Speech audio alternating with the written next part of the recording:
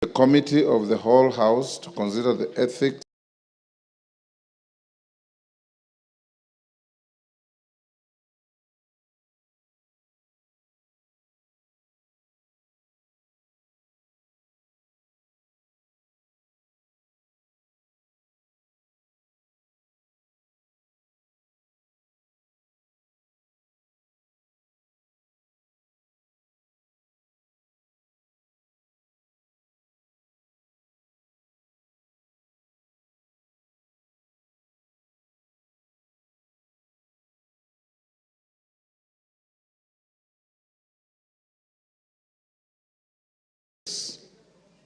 Corruption Amendment Bill, National Assembly. I wish to make the following guidance relating to consideration of the proposed amendments to the said bill.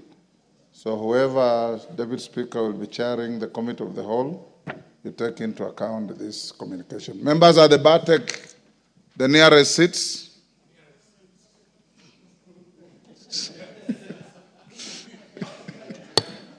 The nearest seats, CNN.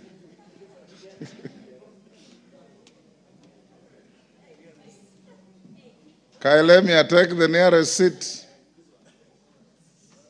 Okay. Honorable members, as you may have observed, the notices annexed to the supplementary order paper for the afternoon sitting contains several amendments that have been proposed to the Ethics and Anti-Corruption Amendment Bill, National Assembly Bill number 11 of 2024. The amendments have been proposed by the leader of the majority party, the chairperson of the Justice and Legal Affairs Committee, the Honorable Carolo Mondi, MP, and the Honorable Shakil Shabir, MP.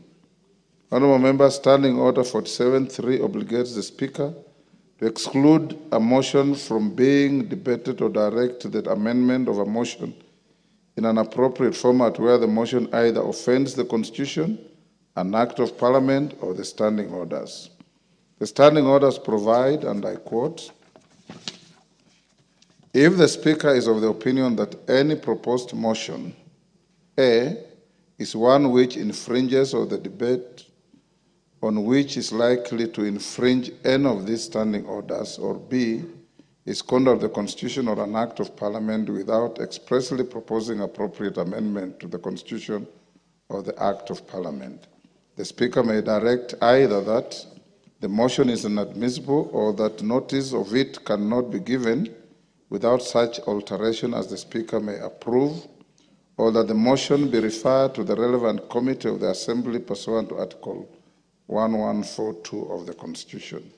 Honourable members, with respect to amendments proposed to a bill under consideration by the House, the Speaker is obligated to ensure that the bill under consideration by the House is insulated from any amendment or revision that may place it at odds with either a constitutional or statutory provision or violate the procedural prescriptions of the standing orders.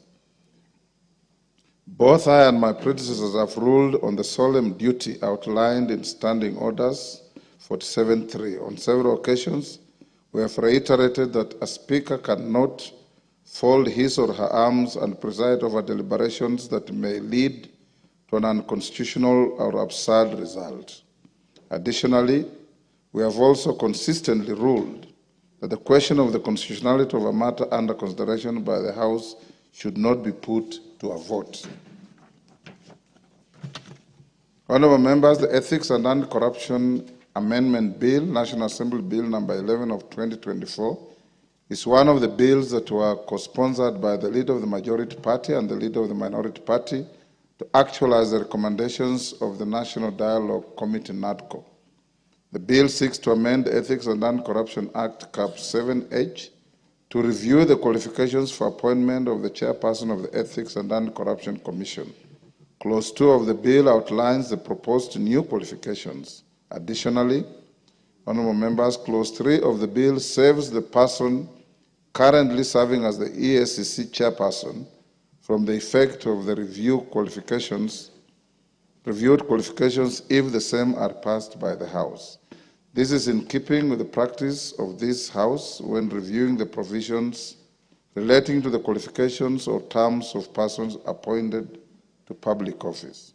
Honorable members, in the notice, in the order paper for this sitting, the chairperson of the Departmental Committee on Justice and Legal Affairs, the Honorable JLAC, the Honorable Karole Omondi, MP, and the Honorable Shakil Shabir, MP, all propose amendments to delete Clause 3 of the Ethics and Anti-Corruption Amendment Bill 2024, National Assembly Bill number 11 of 2024.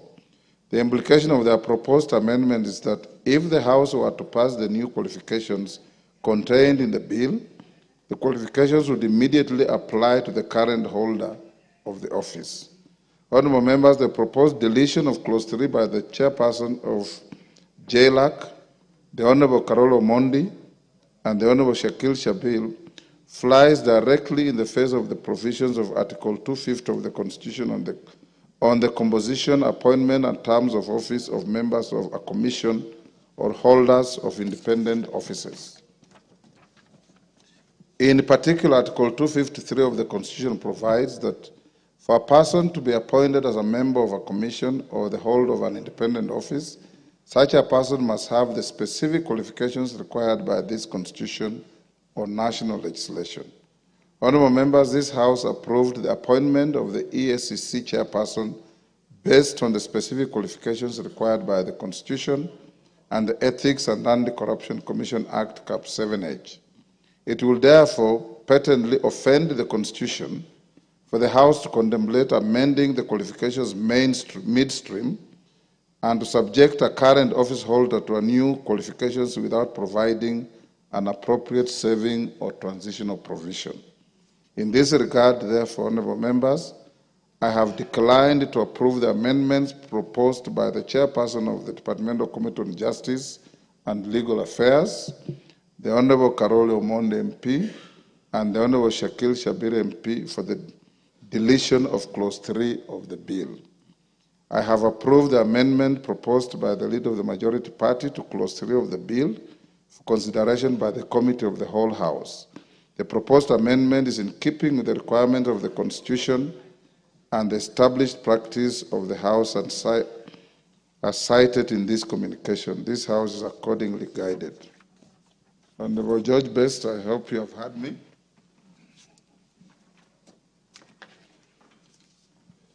Thank you, Mr. Speaker.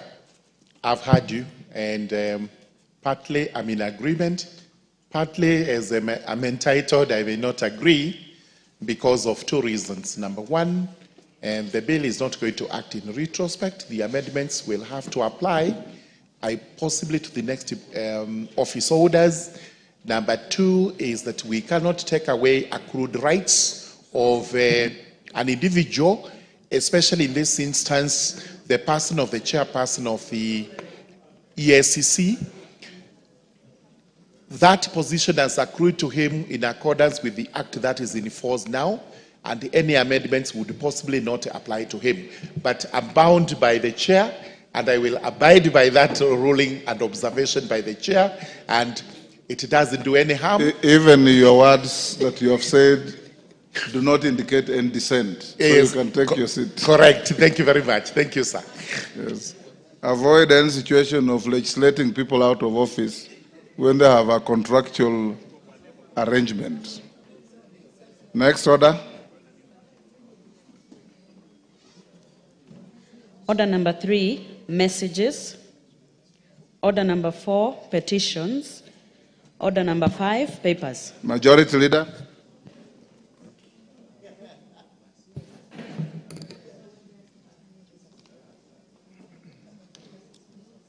Honorable Speaker, I beg to lay the following papers on the table of the House today, Wednesday, November 27th, 2024, afternoon sitting.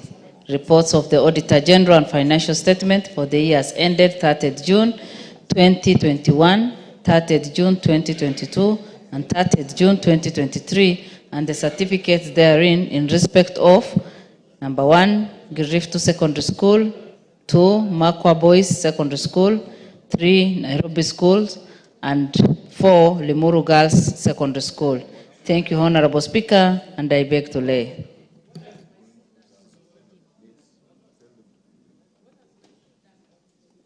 Chairperson, Public Petitions Committee, Nimrod. Thank you, Mr. Speaker. Honorable Speaker, I beg to lay the following papers on the table of the House today, Wednesday, 27th November 2024.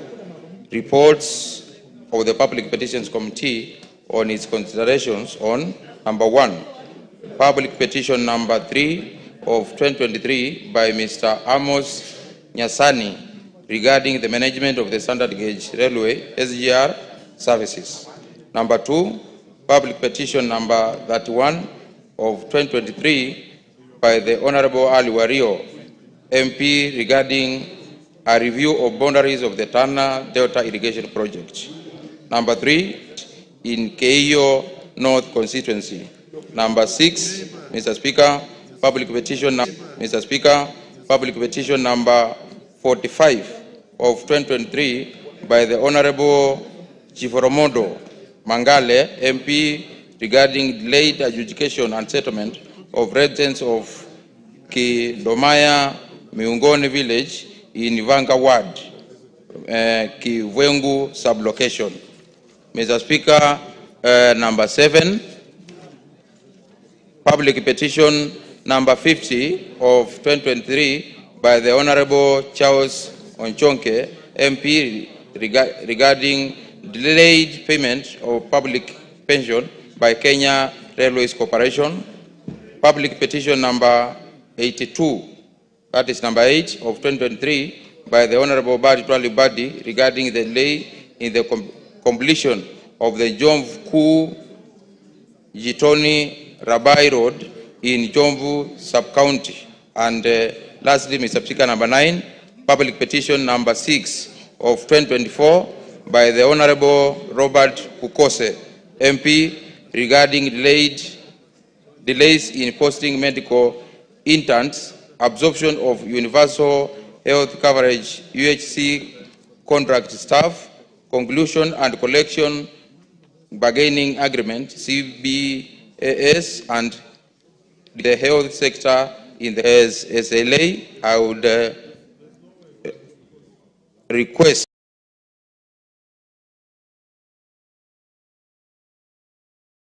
to say the following. Honorable Speaker, in the beginning of this term, when the committee was formed, the Committee of Public Petitions, members were up to some point dissatisfied with the performance of the committee in generating the reports. But Mr. Speaker, I want to appreciate your patience and advice to the committee, and also support, budgetary support and training programs to the members, and also qualified staff from the Parliamentary Service Commission who have been working with the committee to look into the petitions. Mr. Speaker, I want to assure members, before we proceed on the session this year, this committee will have no pending petition before the committee. All the other reports will be tabled next week, and by the start of next year, we will be starting with new petitions which are not yet brought to the House, Mr. Speaker. Thank you, and I beg to lay. Well done, Nimrod. You are in focus for all the wrong reasons last time, and now you have done pretty well. Congratulations. Next, Chairperson, Departmental Committee on Communication, Information and Innovation. Is that? Yes, Alpha? Honorable Speaker, I beg to lay the following paper on the table of the House today, Wednesday, 27th November 2024. Report on the Departmental Committee of Communication, Innovation and Communication on its consideration of the Public Relation and the Communication Management Bill, National Assembly, Bill number 17 of 2024.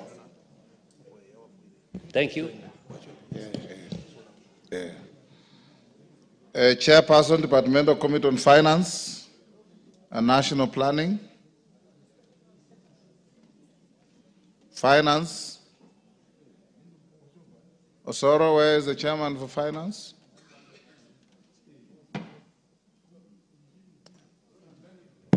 Thank you, Honorable Speaker. Honorable Speaker, the members of the Finance Committee and the Honorable Chair are conducting public participation, Honorable Speaker, for the tax law amendment. Okay, we'll stay that to tomorrow. Next order. Yes, Ruku, what is it? Honorable Speaker, in October, I think on 2nd, I asked for a statement.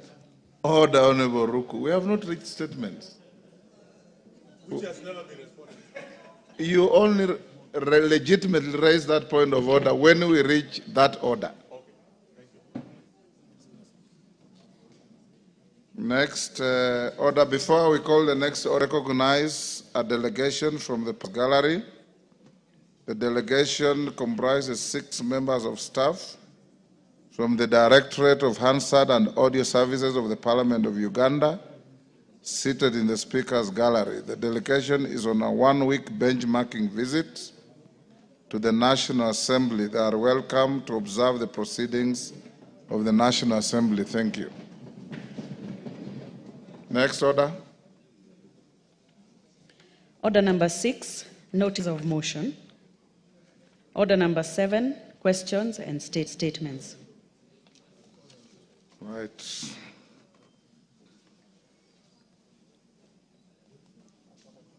Order number 7, we start with member for Uasin Gishu, Deputy Speaker. Thank you, Honorable Speaker, for giving me the opportunity to make a general statement regarding the UN Women's Report on Statistics of Gender-Based Violence and Femicide in Kenya as we start and mark the 16 days of activism against gender-based violence. Honorable Speaker, pursuant to the provisions of Standing Order 43.1, I wish to make a general statement regarding the UN Women's Report on Statistics of Gender-Based Violence and Femicide in Kenya as we mark the 16 days of activism against gender-based violence. Honorable Speaker, the report states that the reports on femicides in 2023, global by UN Women and the United Nations Office on Drugs and Crime, reveals that femicide remains pervasive, considering that every 10 minutes, one woman or girl is killed by an intimate partner or family member. In 2023, 85,000 women and girls were intentionally killed globally, and 60% of these femicides, totaling 51,000, were committed by intimate partner or family member. This means that an average of 140 women and girls worldwide die every day at the hands of a partner or a close relative. Honorable Speaker, closer home, the statistical data provided by the report alarmingly reveals that Africa recorded the highest rates of intimate partner and family-related femicide. In addition, the Kenya Bureau of National Statistics indicates that 45% of women aged 15 to 49 have experienced physical violence, and that the main perpetrators of such violence against the women are husbands and intimate partners. I repeat, 45% of women aged between 15 and 49 have experienced physical violence. This is attributed to the deeply rooted patriarchal systems within African societies that afford men undue authority over women in nearly every aspect of their life, from politics, economics, to social norms. Statistical data continues to show the prevalence of social tolerance for violence against women in Kenya, with 42% of women and 36% of men believing that a man can be justified for beating his wife or partner under certain circumstances. This highlights the urgent need to address gender-based violence and femicide in Kenya through a comprehensive approach that includes legal reforms, social change, and increased awareness and support services. We must all become champions of the campaign within our political, religious, and societal spheres to eradicate the negative social norms and attitudes that normalize gender-based violence. Honorable Speaker, a home is known to be a place of refuge, but approximately 80% of femicides take place within the confines of a home, while 12% of male homicides are perpetrated within the home. This therefore calls upon us to make our homes safe again for women and girls. Male leaders, particularly, must take up the role of ensuring such safety within their communities and to speak up against femicide. We need male voices. Honorable Speaker, despite the progress made in the recent years, significant obstacles continue to block the path of women leaders to parity with their male counterparts. A landmark survey by the Inter-Parliamentary Union revealed that 82% of women parliamentarians worldwide have been subjected to psychological violence in form of sexist remarks, threats, and harassment. Gender-based violence is not only physical. Technology-facilitated violence has become the order of the day. Social media is the main platform for this type of abuse, where women lawmakers have been reported to receive death threats, rape threats, assault, abduction threats, and even not only towards themselves, but towards their families. These acts produces another form of gender-based violence, psychological abuse. Honorable Speaker, Chapter 4 of the Constitution, which is in the Bill of Rights recognizes the rights and fundamental freedoms of citizens and guarantees equality and freedom from discrimination of any form, including sex.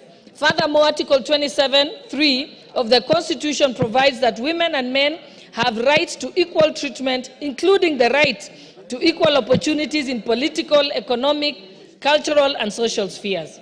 Other legal frameworks include the Sexual Offences Act, Cap 63A, Victims Protection Act, Cap 79A, Prohibition of Female Genital Mutilation, Cap 62, and Computer Misuse and Cybercrimes Act, Cap 79C, which are laws that are in place to protect the various rights of women.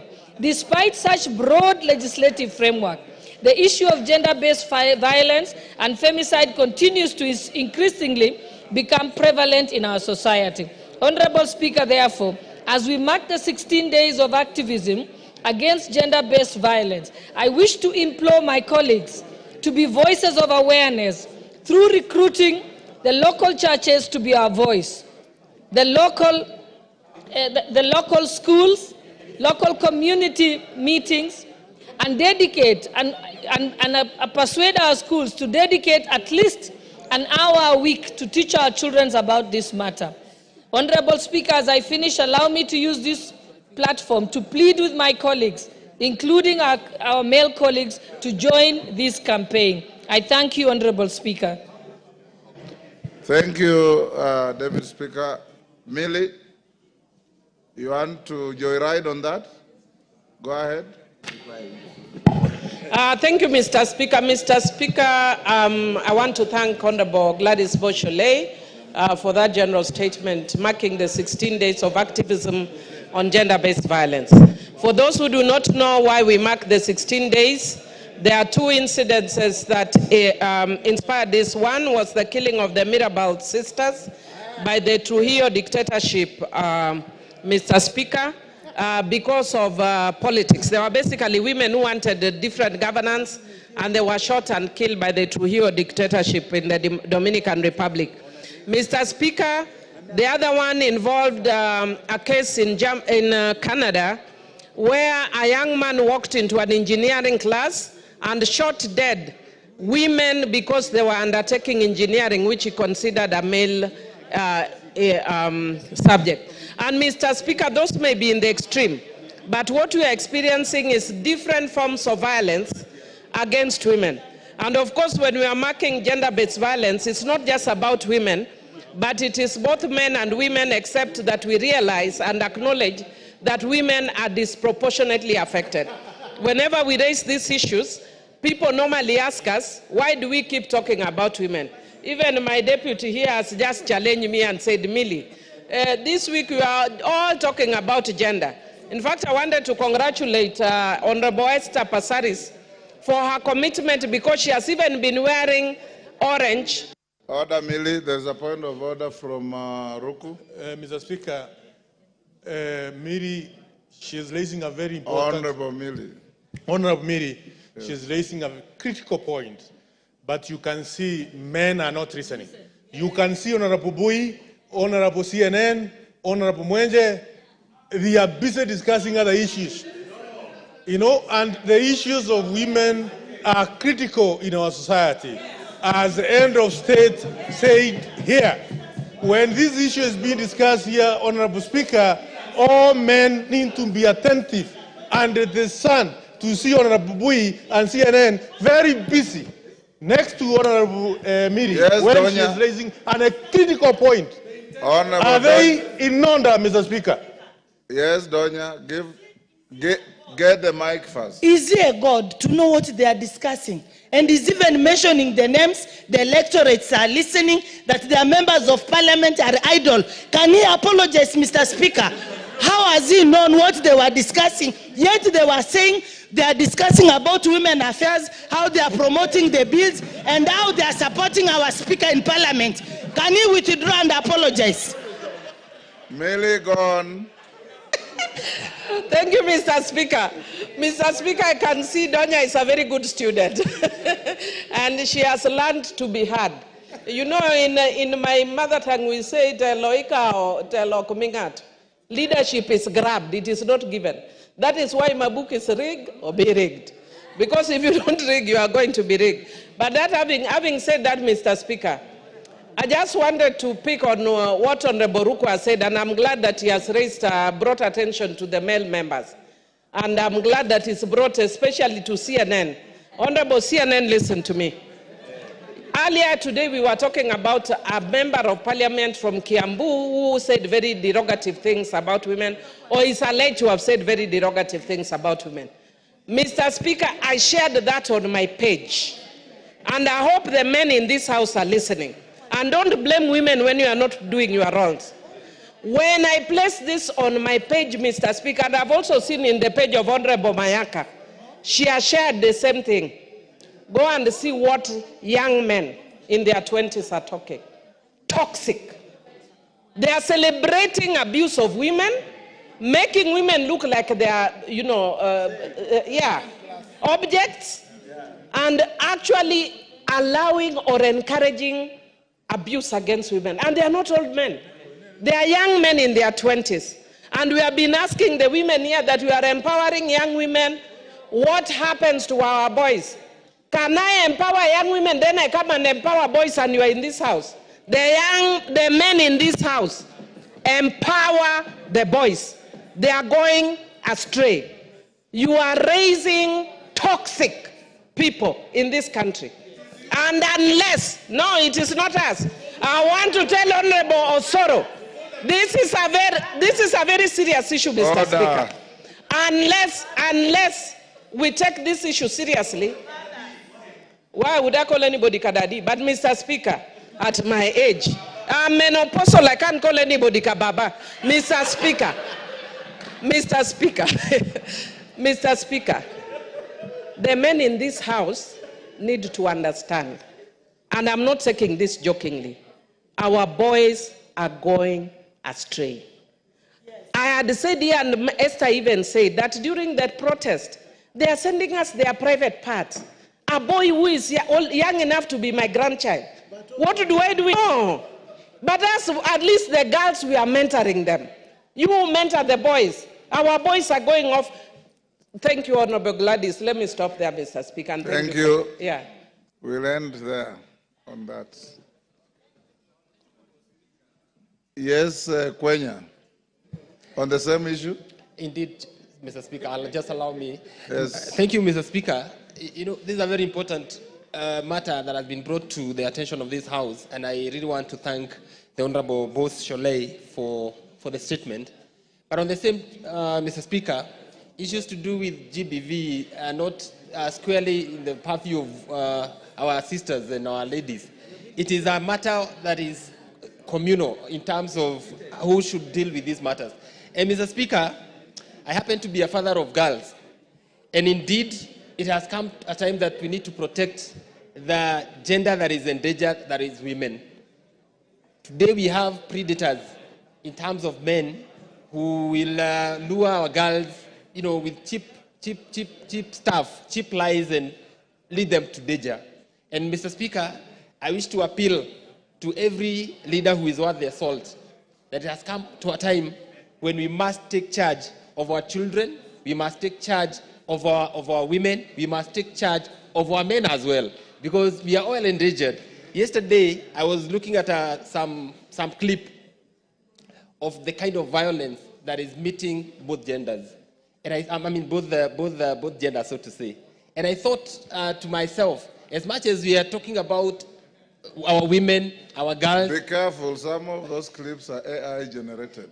Yes, either way, we must address the real issues so that then we arrest this issue of gender violence. And Mr. Speaker, I really support that statement, and I believe these 16 days of activism, we are going to be available in our constituencies to address our people and to bring them to speed as to the dangers that we are facing today. Thank you, Speaker. Thank you.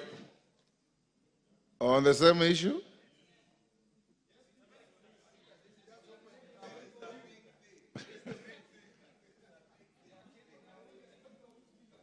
Yes, who is the member at the back? Karima Bishop? Yes. Thank you, Speaker, for giving me this opportunity. The issue before us and the issue as it pertains to our boys and girls in Kenya and gender violence as it is, it should not be separated from the religious aspect of it altogether, because Kenya as a society is mainly a religious society.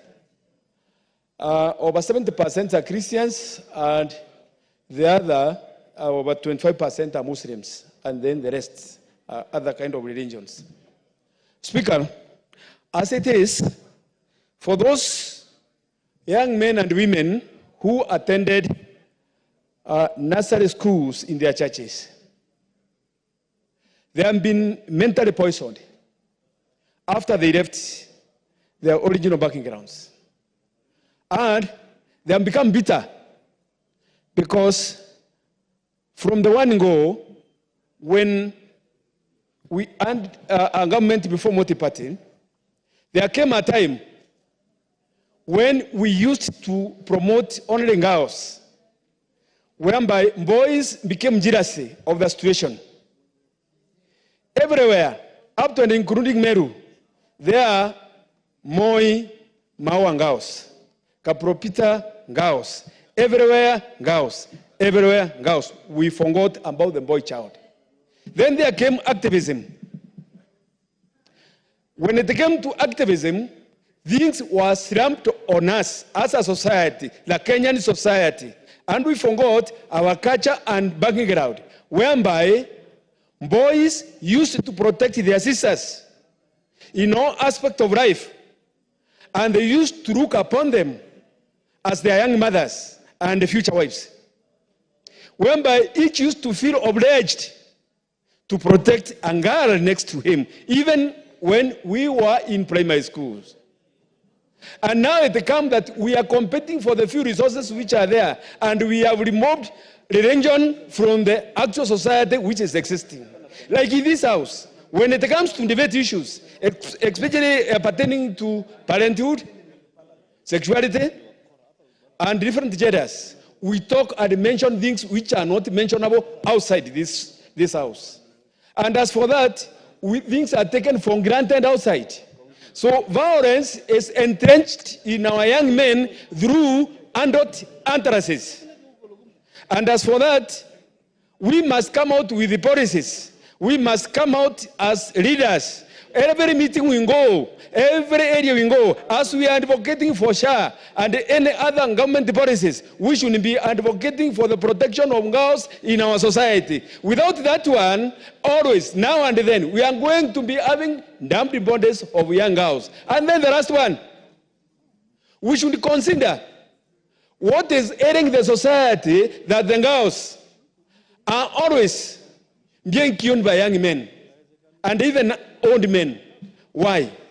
The point is that there is that idea of whereby we are not trying to look at the cause of violence in a neutral way, so that at least we should advise our young men, boys and men, that girls are there to be protected. And then girls, what should be done to them? Mothers, you are not mentoring them around to be challenges to men. You should be mentoring them to be respecting one another. Out of that, the society is going to be coexisting in a peaceful way. Thank you, Mr. Speaker.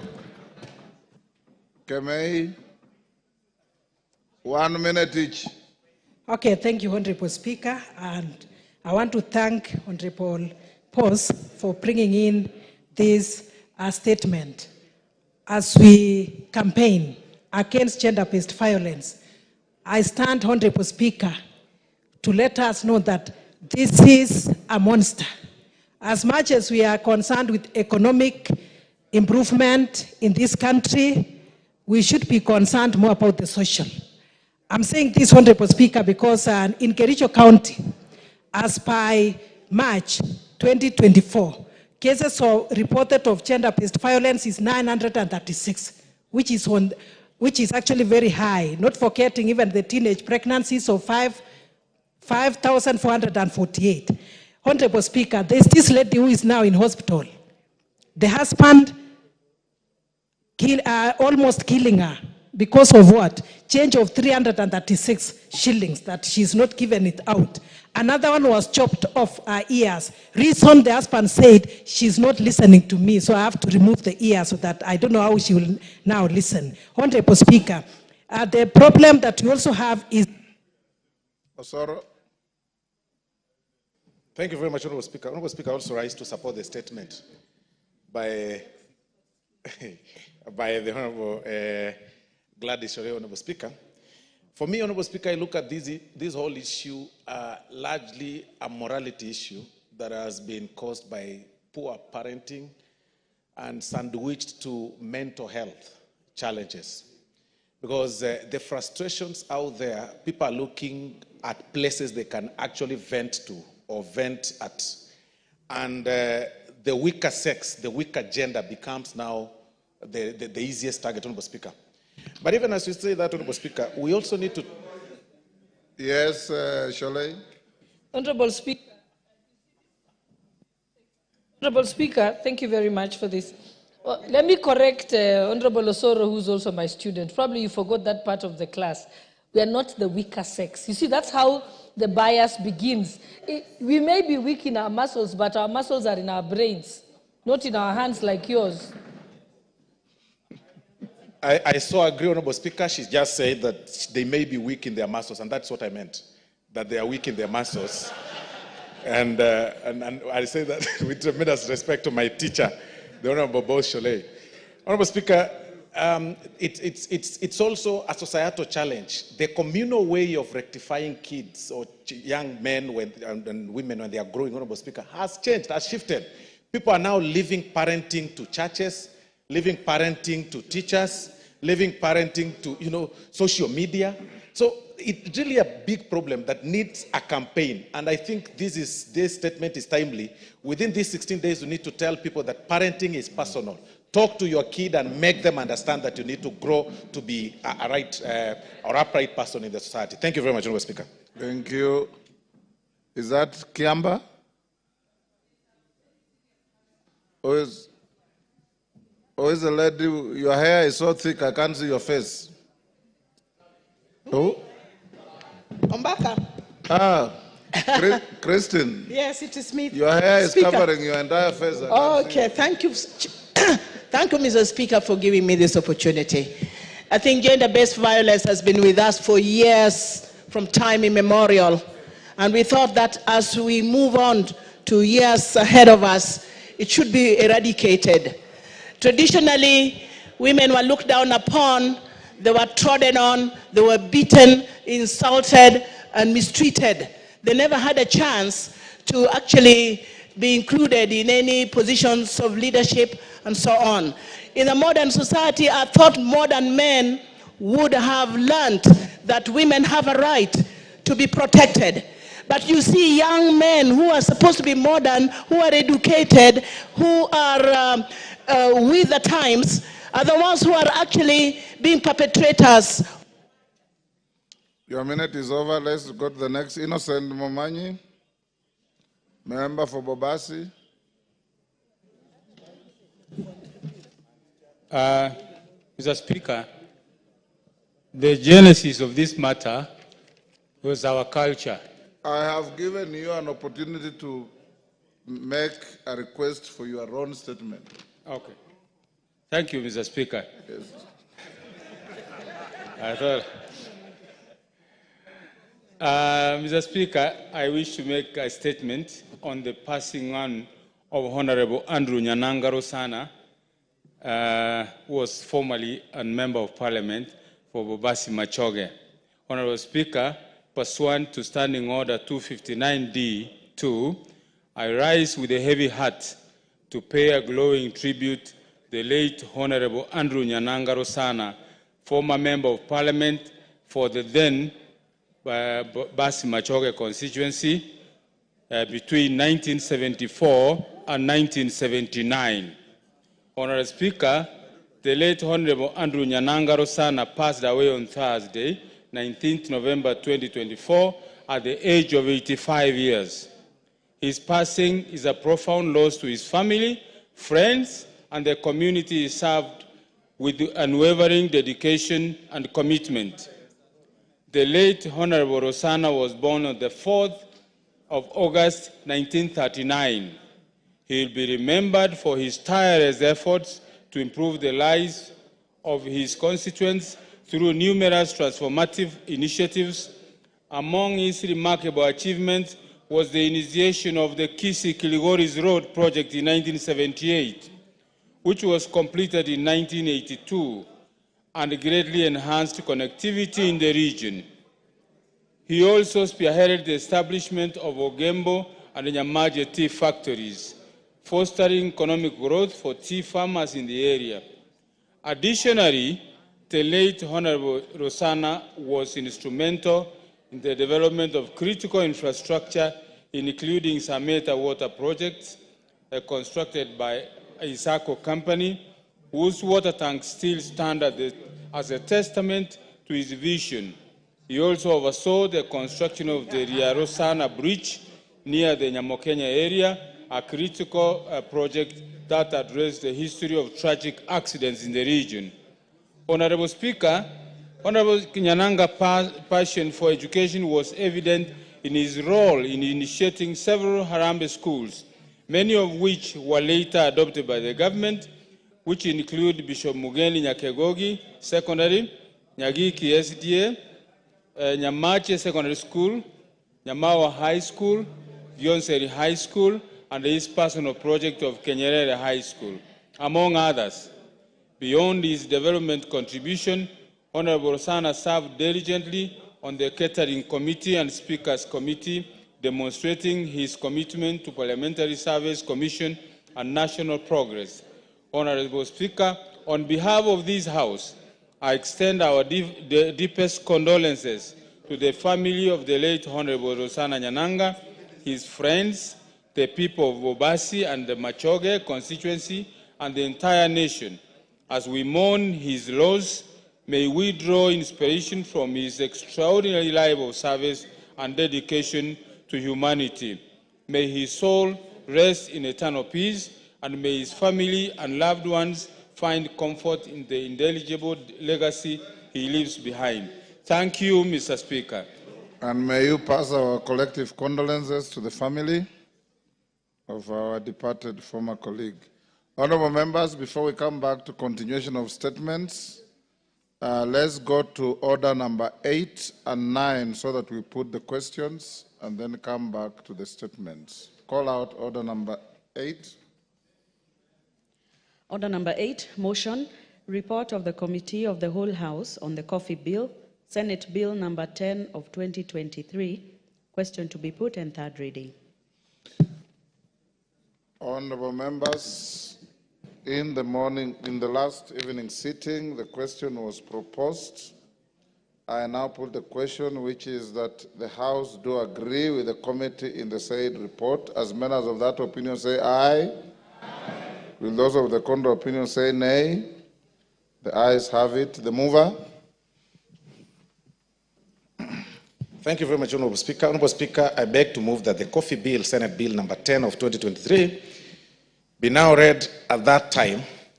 And I also request the Honorable Dido Russell to second, Honorable Speaker. Thank you.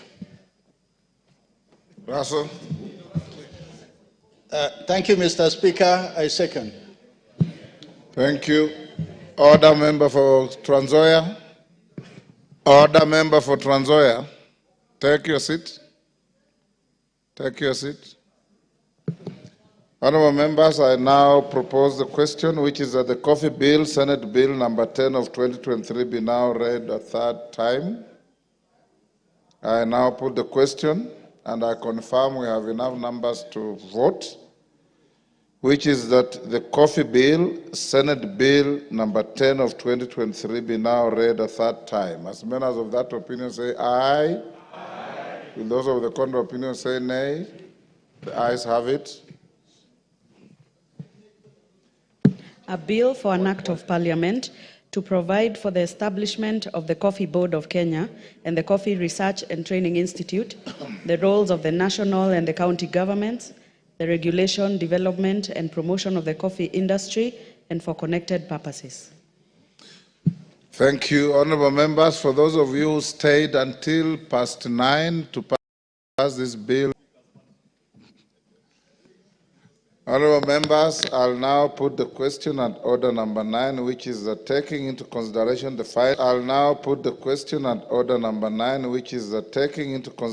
findings of the Departmental Committee on Social Protection in its report on the vetting of nominees for appointment as chairperson and as members of the National Gender and Equality Commission, laid on the table of the House on Tuesday, 26 November 2024, and pursuant to Article 250 of the Constitution, Section 11(7) of the National Gender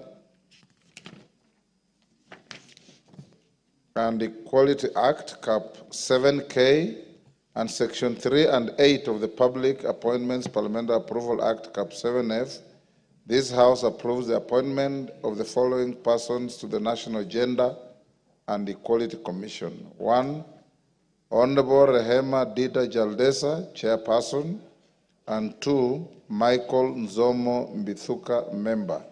As members of that opinion say aye. Aye. Will those of the contrary opinion say nay?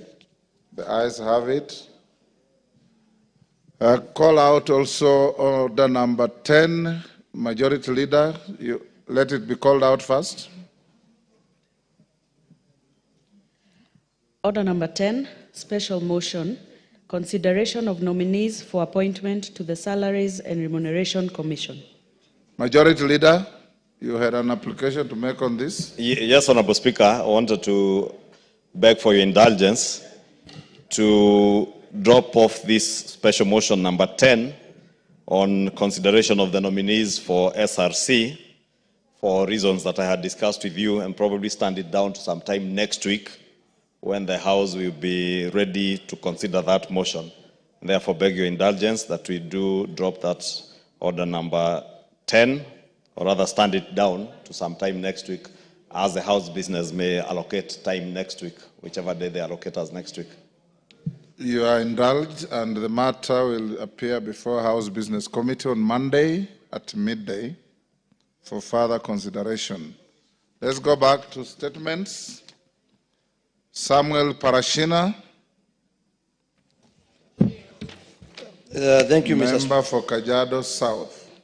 Thank you, Mr. Speaker. I stand for a request for a statement regarding theft of a safe box belonging to Imbirikani Group Ranch in Kajiado South Sub-County.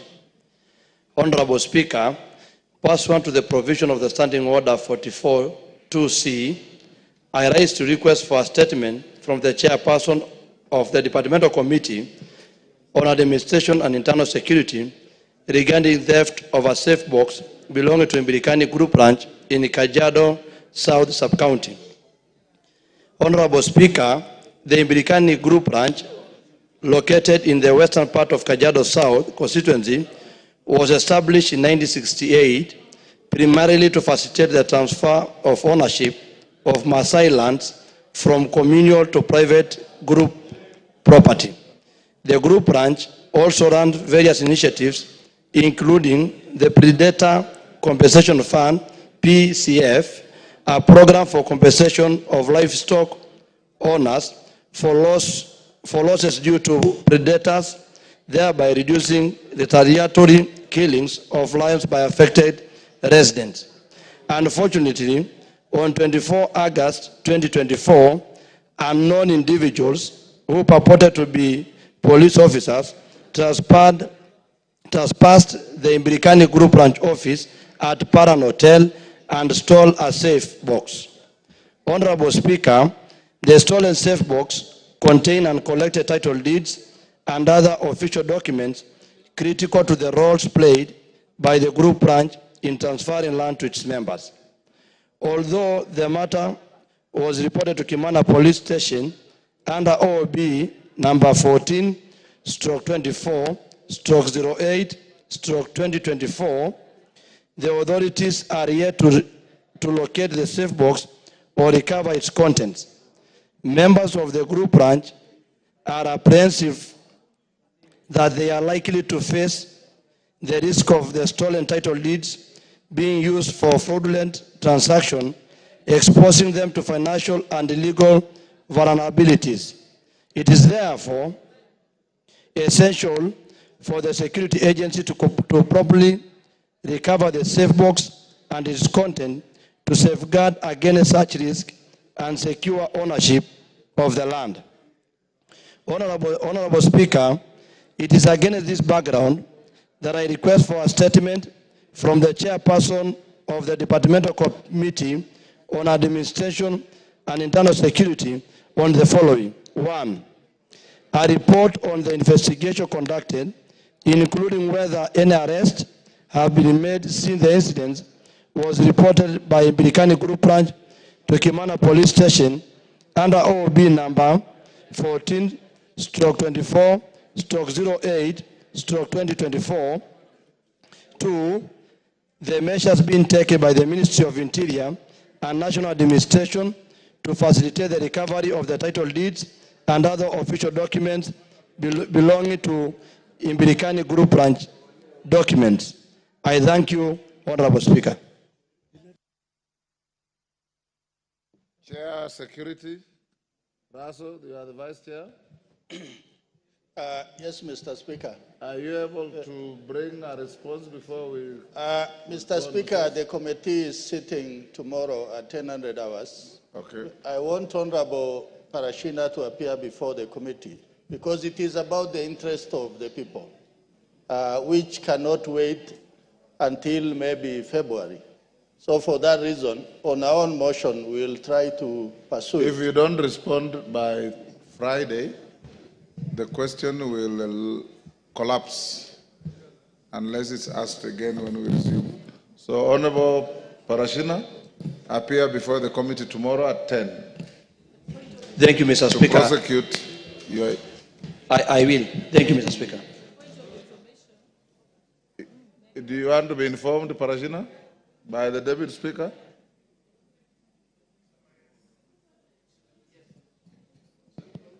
Yes, Mr. Speaker. Honorable Speaker, just in the interest, allow me to give him some information, just to assist your people so that you're not worried that the title deeds are in wrong hands.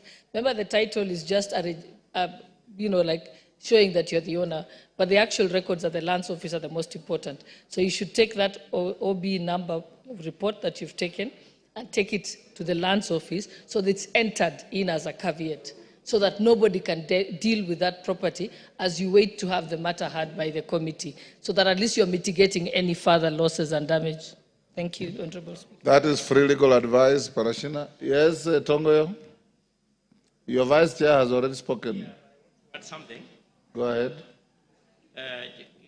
Give Tongoyo the mic. So, Honorable Speaker. It's back to where you're running from. Honorable Speaker, as much as I want to agree on what the Vice and, of course, the advice of the Deputy Speaker, we had a very almost an 1 hour discussion with Parashina in my own office actually a few hours ago over the same issue. Mm-hmm. And we know Narok and Kajiado, we bother each other and even share some politics. And so I understand actually in depth what really transpired. And I did ask whether, of course, or also advise that you need to register the OB. And normally there is also the Gazette if the title deed has gotten missed. Because it's no longer nothing, it's not really much about security part now. It's about missing of vital documents. So I really want also to support the position of the Deputy Speaker. Thank you. Yeah. Parashina umeelewa? Okay. Next, Mark Mwenje. Yes, Parashina. Yeah. Something, sorry, yes, Mr. Speaker. Sir. Yeah, I agree with the advice given by Deputy Speaker, and I'll do that.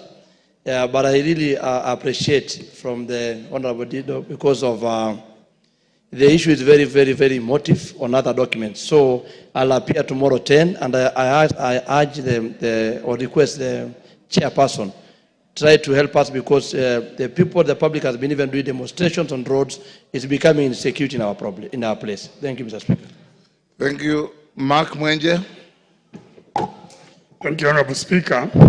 I rise to request a statement regarding dismissal of our police constable, Mr. Joseph Wangondu Wamogonda.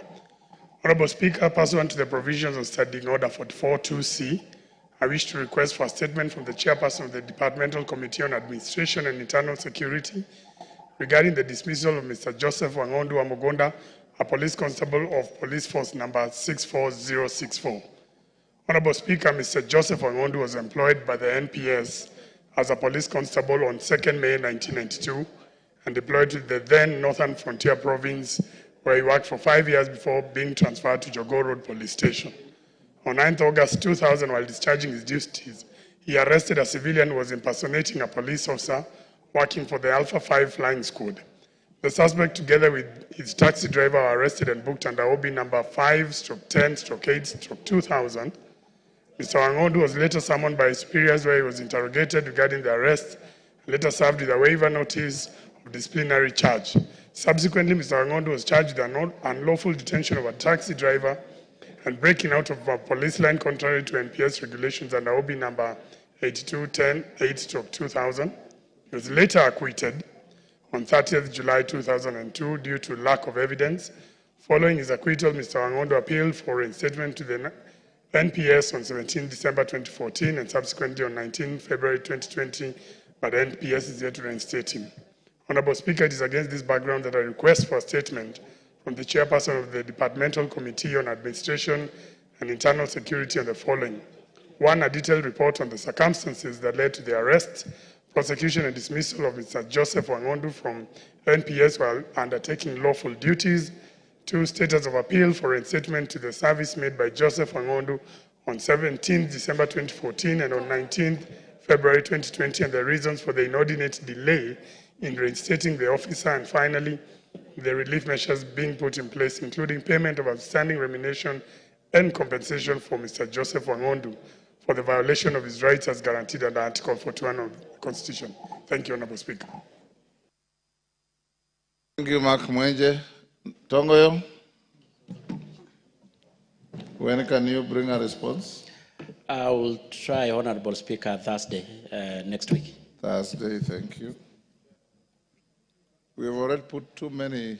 Tongoyo, we have already allocated too many for Thursday. Do it on Friday morning, next Friday morning. Response to statement request by Doris Donya Chair Agriculture and Livestock, Dr. Mutunga. Thank you, Honourable Speaker. Honourable Speaker, I have a response from the Ministry of Agriculture and Livestock Development regarding the statement that the Honourable Doris Donya requested. Honourable Speaker, the statement had 3 parts. Let me be very sure. The response is structured in about 3 parts. The first part deals with the criteria used to determine the rate of annual bonuses paid to tea farmers across the different regions and factories in Kenya. In response, Honourable Speaker, the Ministry alludes that the tea bonus is a second payment to tea farmers, which is payable at the end of the financial year. Each month, the tea farmers are usually paid an initial amount of 25 shillings for tea factories in the tea block, in the East Tea Block, and 24 shillings for the tea factories in Kisii, Nyamira, and Nandi. 23 shillings for factories in Kericho, Bomet, Vihiga, and Trans Nzoia. This is usually an advance against the green leaf delivery, since the proceeds from the tea are only realized for 5 days from the delivery of green leaf to the factory due to the timeliness involved in processing and the sale activities. The bonus, therefore, which is the second payment, is therefore the net of the price realized minus the cost of production, including the monthly payments. The second payment is usually dependent on 2 factors. Number 1 is the price realized at the tea auction. The price realized at the auction is dependent on the quality of tea produced by each factory, which is dependent on many factors, including the quality of green leaf, that is the agronomical practices and tracking, post-harvest handling and manufacturing practices at the tea factory. Many factors, including the quality of green leaf, that is the agronomical practices and tracking, post-harvest handling and manufacturing practices at the tea factory. In addition, the price of tea is also influenced by historical tea buyers, perceptions regarding the quality of tea produced by a specific tea factory. Other key factors include the prevailing demand and political situation in the markets and the effect of global economic shocks. So, Mr. Speaker, there is a large table which has different factory prices. I do not know whether, for the sake of members, I need to read. It's about 1.5 pages, Honourable Speaker, with your advice. Okay. Okay, Honourable Speaker, the second issue in determination of the payment of bonus is the cost of production. Cost of production also varies from factory to factory, depending on various factors such as transportation, cost to Mombasa, labor and administration costs, and that of energy. Factories with efficient machinery and operations are able to realize lower cost of production. This means that a factory which realizes a lower price and has a relatively higher cost of production will end up with lower net income and will therefore pay less bonus to the farmers. The third issue is the process involved in bonus determination. The tea bonus is usually calculated at the end of each financial year after all revenue and costs have been determined, financial statements prepared and audited by an external auditor. The financial statements are then presented to the factory boards for approval together with the proposed rate of bonus, subsequent to which the directors disseminate the same to the factory shareholders or growers. The second issue, in responding to the statement, is on the reasons behind the significant variations in bonus payment to tea farmers in the country. The response goes as follows. The disparities in bonus payment between different factories in the country is determined by the price realized at the tea auction and the cost of production. A summary of the bonuses paid in the year 2023-24 compared to the 2022-23 is shown in this table, and Mr. Honourable Speaker, I'll just give the average or the summaries. According to East Block, the the first 4 factories, which are basically in Kiambu, are paid an average of, in the year 2023-24, they were paid 73 shillings per kilogram. And then the factories in, and if the previous year they were paying 62.7 shillings per kilogram. Factories in Muranga were paying an average of 81.5 shillings this year and 64.3 last year. Factories in Kirinyaga, factories in Nyeri were paid an average of 74 shillings and 40 cents this year and 64 shillings and 30 cents last year. Factories in Kirinyaga were paid an average of 77 shillings and 10 cents this year and 65 shillings and 50 cents last year. Factories in Embu were paid 84 shillings and 20 cents this year and 64 shillings and 20 cents last year. And factories in Meru were paid 76 shillings and 80 cents last year and 67 shillings this year they were paying 76 shillings and 80 cents, and last year they were paying 67 shillings. So East Block averages were such that the factories in East Block were paying an average of 78 shillings and 10 cents this year and 64 shillings and 80 cents last year. In Kericho County, last year they were paid 55 shillings and 10 cents, and this year 54 shillings and 90 cents. Factories in Kericho has 2 averages, the first average and the second average, where we have, I think this is Bomet, because I can see Mwagoshek, Chorus. These ones are paid 43 shillings this year and 51 shillings and 50 cents last year. Now, factories in Nyamira were last year paid, this year paid 54 shillings and last year 52 shillings and 30 cents. Factories in Kisii were paid 44 shillings and 30 cents last year, and this year they were paid 46 shillings and 60 cents. And the factories in Nandi, let me combine Nandi, Vihiga, and Trans Nzoia. They were paid 48 shillings and 80 cents last year, and this year they were paid 50 shillings and 90 cents. So on average, on our speaker, factories to the east, to the west of Rift Valley were paid, or the Western Block tea growing area, were paid 65 shillings and 95 cents this year, and 59 shillings and 20 cents this year. So from the above analysis, it is apparent that the average total payment increased by 12% from an average of 52 shillings and 2 cents in the financial year 22-23 to 65 shillings and 95 cents in the financial year 23-24. Likewise, the total payment to farmers increased by 34% from 67 shillings and 67.6 billion in the year 2023-23 to 90.5 billion in the year 2023-24. Notably, due to the high volume of green leaf, farmers in some of the factories in the West Rift earned more income than those in the east of the Rift. So the third issue on our speaker is the measures the ministry is taking, the measures that the ministry, through the relevant agencies such as Tea Board of Kenya and the Kenya Tea Development Agency, is taking to ensure that all tea farmers receive fair, uniform, and transparent bonuses based on their production levels. The response goes as follows.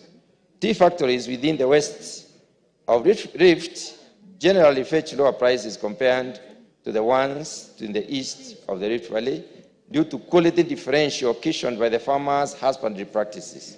In addition, the cost of production in various factories differs owing to the differences in the style of management and the oversight by various factory boards of directors. Most factories in the west of the Rift Valley also have loans for establishing satellite factories, which attracts high financial costs as compared to the factories in the east of the Rift Valley. Therefore, it is not possible to have uniform payment, but it is possible to reduce the gaps between the factories in the two regions.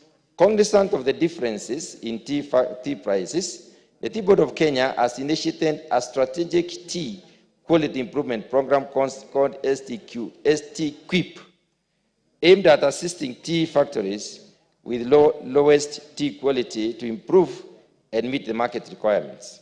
The ministry has appointed a committee to develop a minimum standard on leaf quality, which, once fully implemented, will address most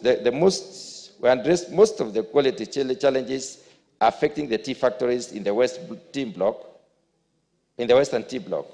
Since green leaf quality is a key determinant factor to the quality of made tea, and which in turn determines the price of made tea offered by the buyers, Tea Board of Kenya, in collaboration with the counties, will continue to sensitize the farmers on green leaf quality standards.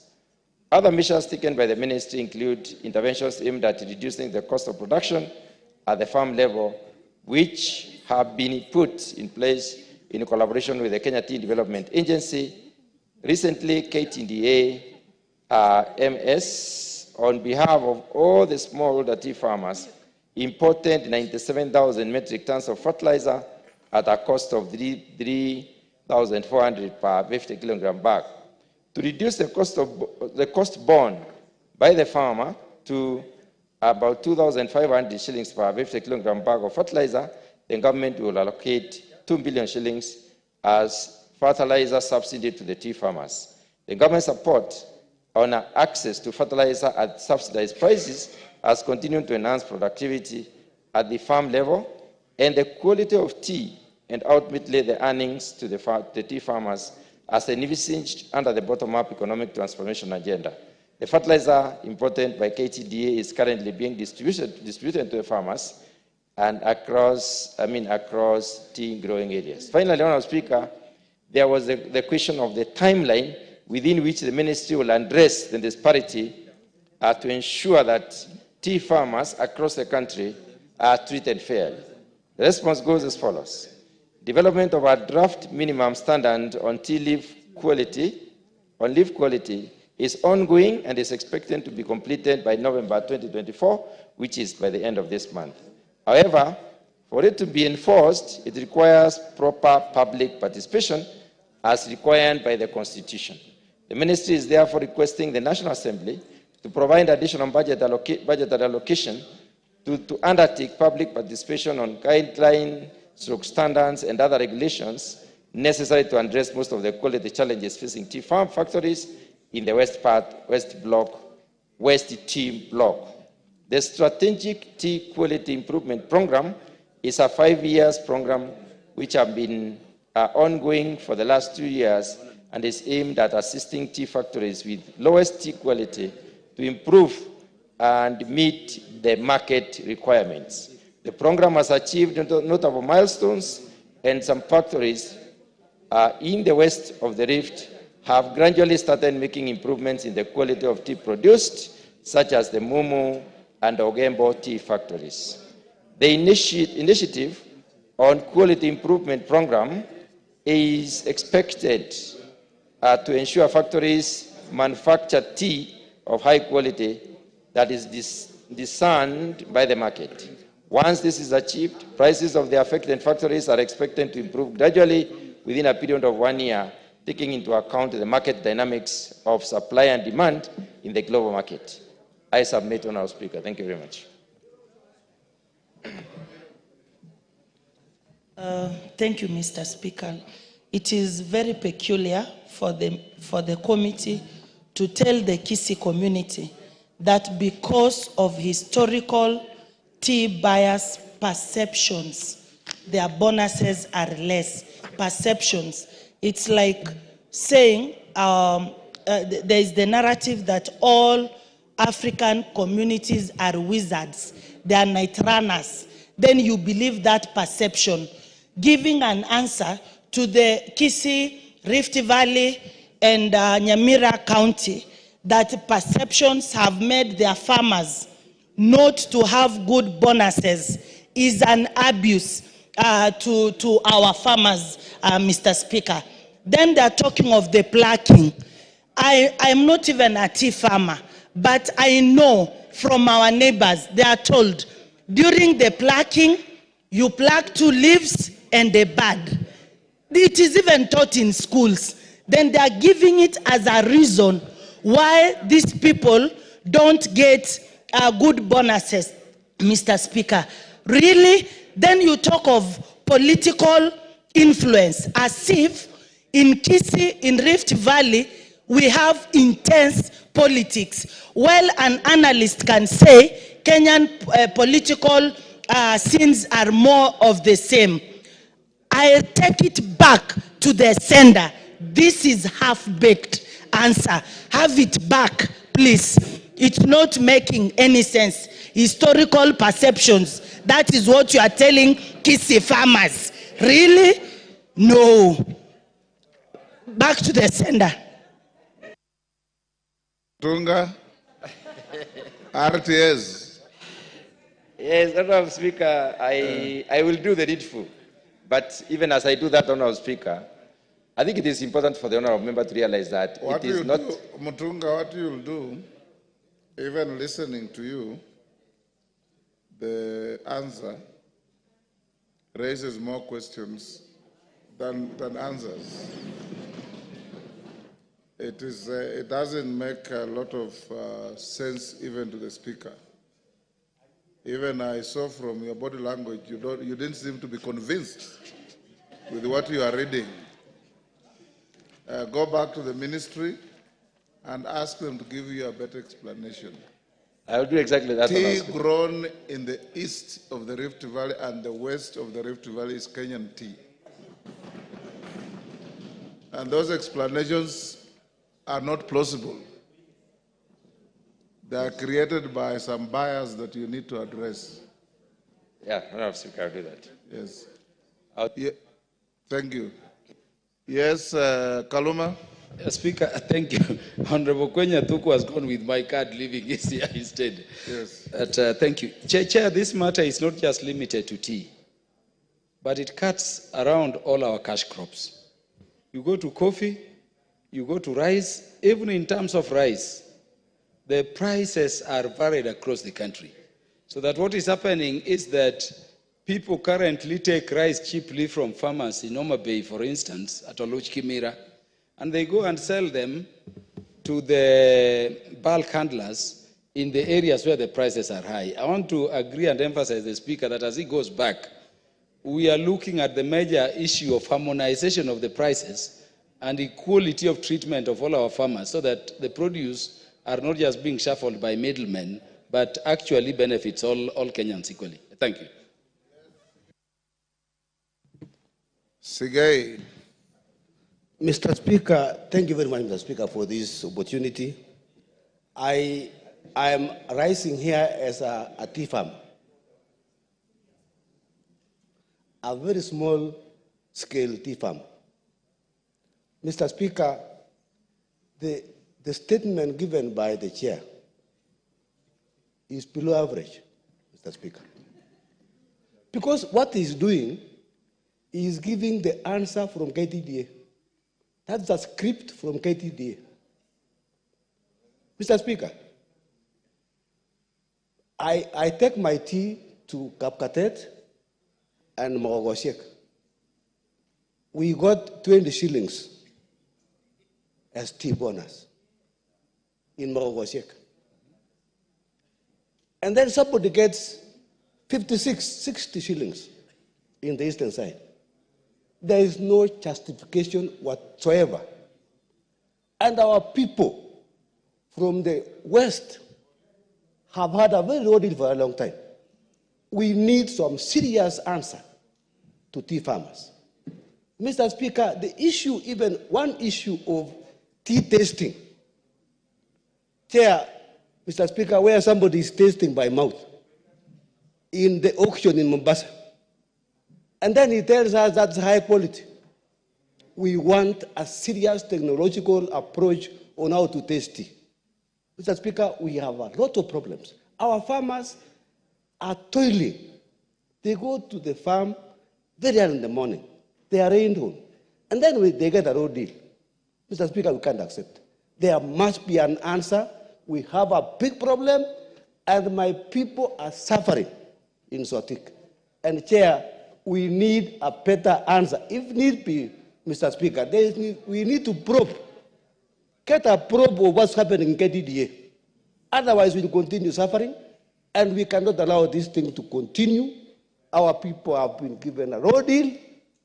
And Chair, I agree with my colleague there that the answer should be thrown out. Thank you, Mr. Speaker. Thank you, Honorable Speaker.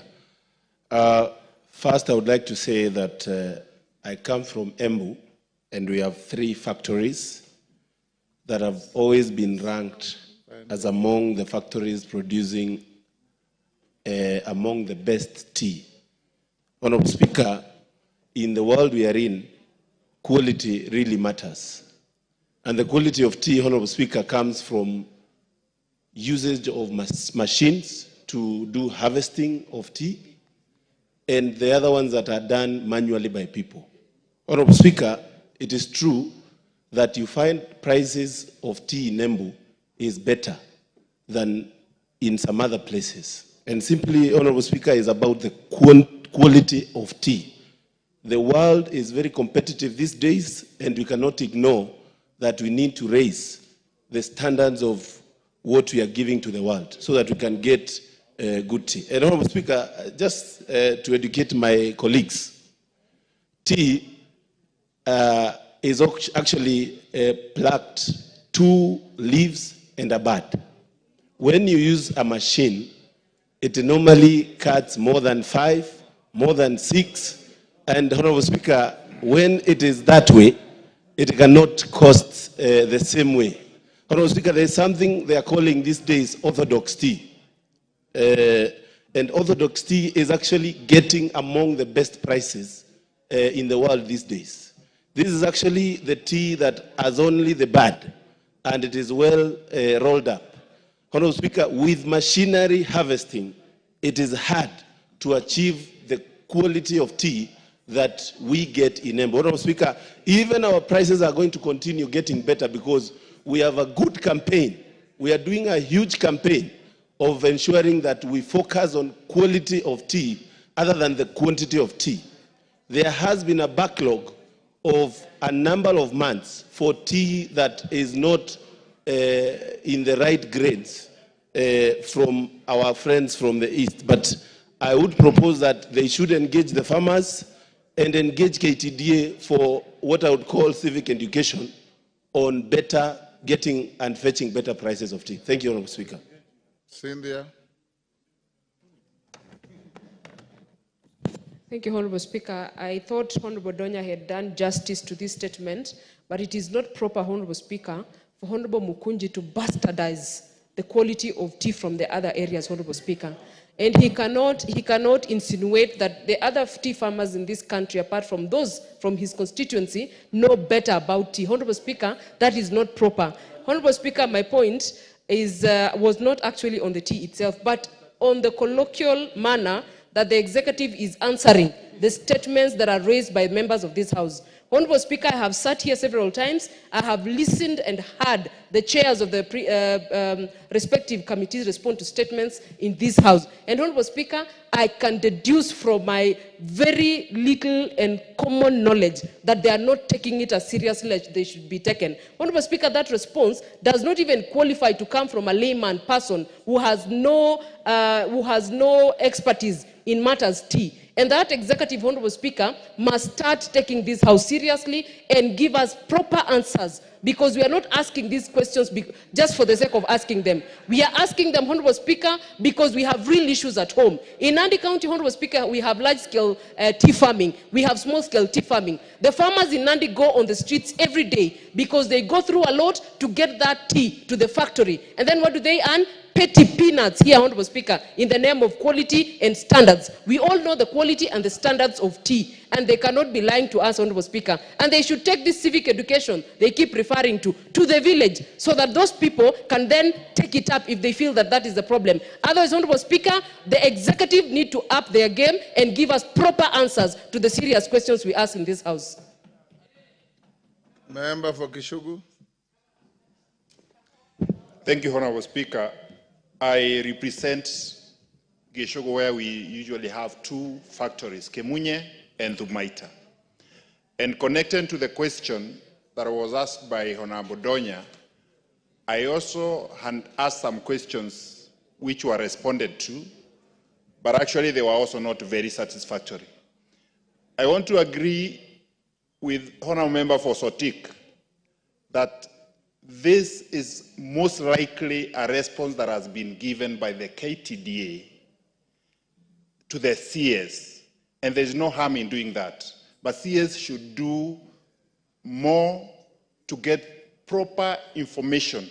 Farmers are suffering, and KTDA has a tendency of reserving or keeping some money for farmers for unknown reasons. I think, without going to the detail, because we've already given direction to this matter, Honorable Speaker, the Committee on Agriculture needs to do something about KTDA, including a thorough probe on the activities that are happening at the KTDA. They are still exploiting farmers. These people are employed by the farmers, but it appears it's like they have employed the farmers.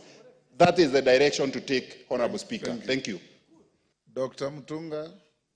Like I did say, your answer is far, far away from the mark, falls short of expectation, and avoid the stereotyping that is coming from Honorable Mukunji. That kind of stereotyping is not good for building a united Kenya. A tea farmer in Mount Elgon is the same as a tea farmer in Embu. It's the same as a tea farmer in Sotik, in Nyamira, everywhere. Find a way, Dr. Mutunga, and I know how thorough you are, to create equity, fairness, and just returns for every farmer. And don't fall into the trap of Mukunji's stereotyping. And next, yes, I'll come to you, Honorable Ruku. Brighton Yagon, is he here? Yes, yes, Mutunga? Speaker, I have another response for the Honorable Brighton Yagon, He's which not I wish here. to lay on the table of the House. Just lay it on the table. Thank He's you. not here. Karemba, what is it? Honorable Speaker, I just desire that you give me a moment to discuss about the tea, because I am a member of parliament from a tea growing constituency. We have crossed that Rubicon. By your powers, Honorable Speaker. We have crossed the Rubicon. The judge has made a decision and dropped the gavel. Yes, Ruku? Honorable Speaker. Honorable Ruku. Thank you, Honorable Speaker, for this opportunity. On 18th of September, I requested for a statement to the committee, Health Committee, on the status of payment of the last expense and death gratuity to the survivors and beneficiaries of the National Health Insurance Fund and Public Service Superannuation Scheme. The chairman of the departmental committee, Health Departmental Committee, agreed to give a report within 2 weeks. Hold the Dr. Sorry, Ruku. Because is a regular attendant, is not here. I would prefer that you raise your issue when he's here so that he can give you a response. But if you want it to go unanswered and he reads, I have no problem. If you want to raise it in his presence, we can do that tomorrow morning. You'll get a better response when you raise in his presence. And he's one of our most regular members. Much obliged, Mr. Speaker. Milemba.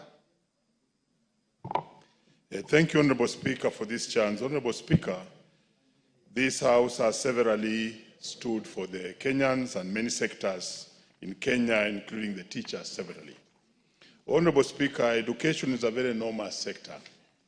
And Honorable Speaker, we want to thank the President that because of the need for employment of teachers, he has gone ahead to employ 56,000 teachers and now 20,000 interns, which will go to 76,000.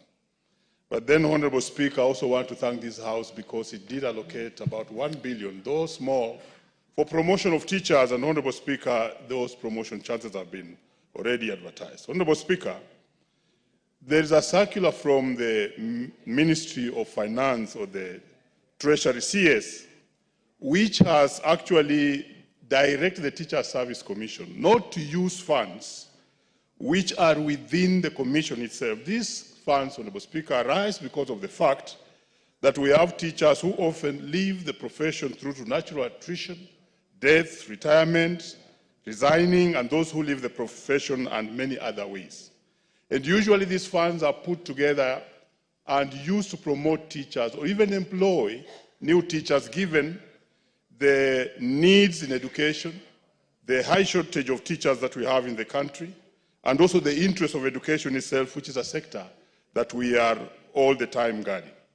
Honorable Speaker, this circular in its section 25, clause 25 to be specific, has stopped the Commission from doing so. And the money is available.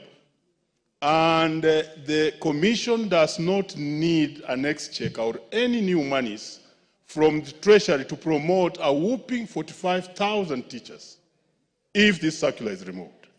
And therefore, between promotion of 45,000 teachers in Kenya and not them being promoted is a circular from the Treasury.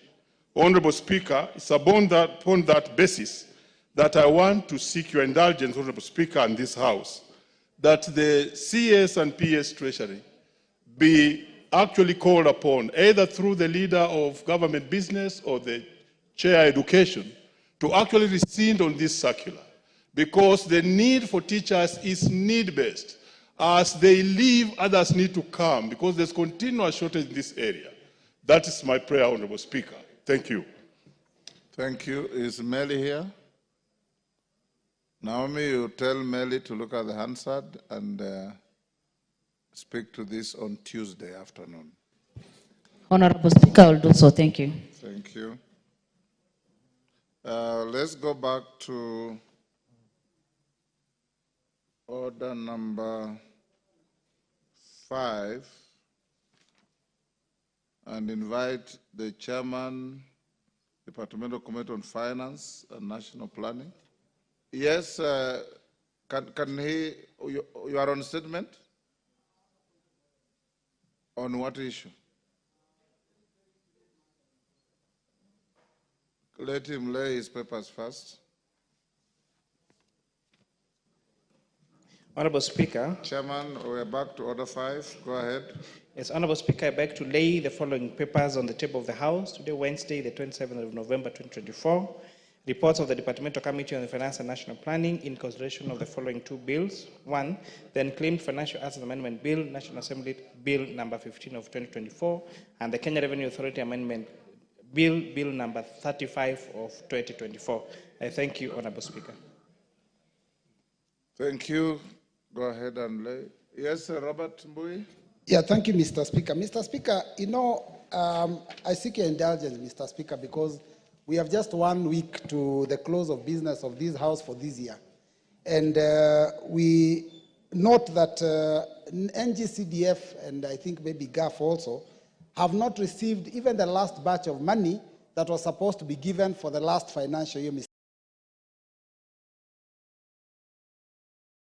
Speaker. We are already in the second quarter of the 2024.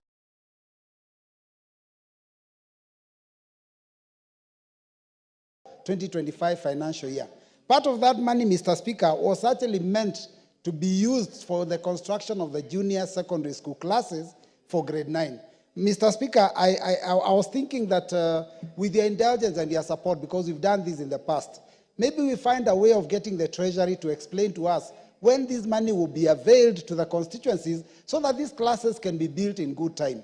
Mr. Speaker, it's already we are actually halfway the next financial year and we don't have this money.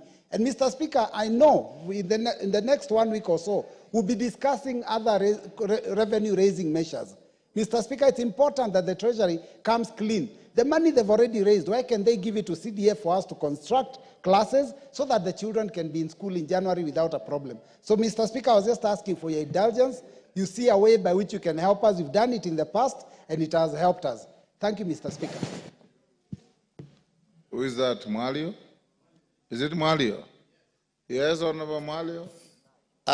Speaker, I wanted to report on the disbursement of the last financial year's balances. I wanted to confirm that the money was disbursed to all the constituencies, all the balances of last financial year. So you can check in your... Are you a member of the Yes, NGCDF I am a member of that committee? Yes, and I can talk with authority because I'm a member of that committee. Robert Mbui, your colleague there says he's spoken with a lot of authority. Yes, Mwenje? Honorable Speaker, I want to, the Honorable Speaker, it's not good to disagree with colleagues, but I want to bring this to your attention, Honorable Speaker. Because previously I've engaged members of the CDF committee. And when they report that they've received, Honorable Speaker, it is the members of parliament of that committee who receive funds first. So we don't receive the rest of us. And we've confirmed that with our fund managers. Actually, I need to make that clear. The fund managers of those constituencies that are not represented in that committee are the ones who haven't received. So that response is inaccurate, and Honorable Speaker, I can confirm, because I spoke with my fund manager this morning, and he had not received a balance of about 13 million as of this morning. Thank you, Honorable Speaker. Gogoyo?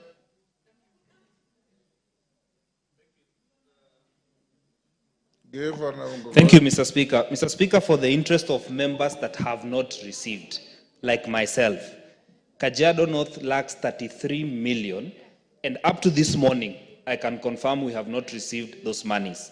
It could be that some members of the CDF committee have received. But, Mr. Speaker, your indulgence is needed for the sake of members who can confirm that they do not have the monies in their account, while the JSS classes, Mr. Speaker, remains a big headache, especially in a constituency that I come from, where we need about 78 classes before January for the grade 9. Yes, Oundo. Thank you, Honorable Speaker.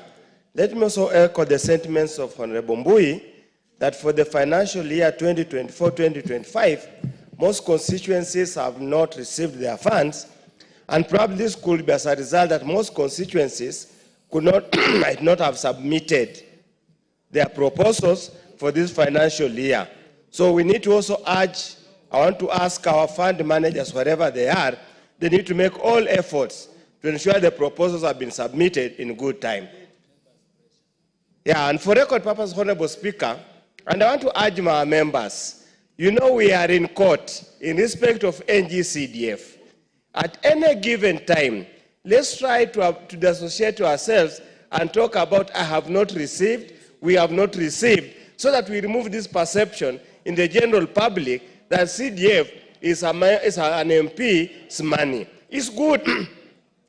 It's good for the public to understand that we are just merely oversight, and we provide oversight, nothing else. And I want to confirm, Honorable Speaker, I've just spoken to the fund accounts manager for Funyula constituency, and he has confirmed the balance for financial year 2023-2024 was received early this week. So it's just a matter of efficiency of the fund accounts manager, which we as oversight members through the CDFC committees needs to put emphasis, ensure that the reports are accurate and updated. Thank you, Honorable Speaker. Ferdinand Wanyonyi, on the same issue?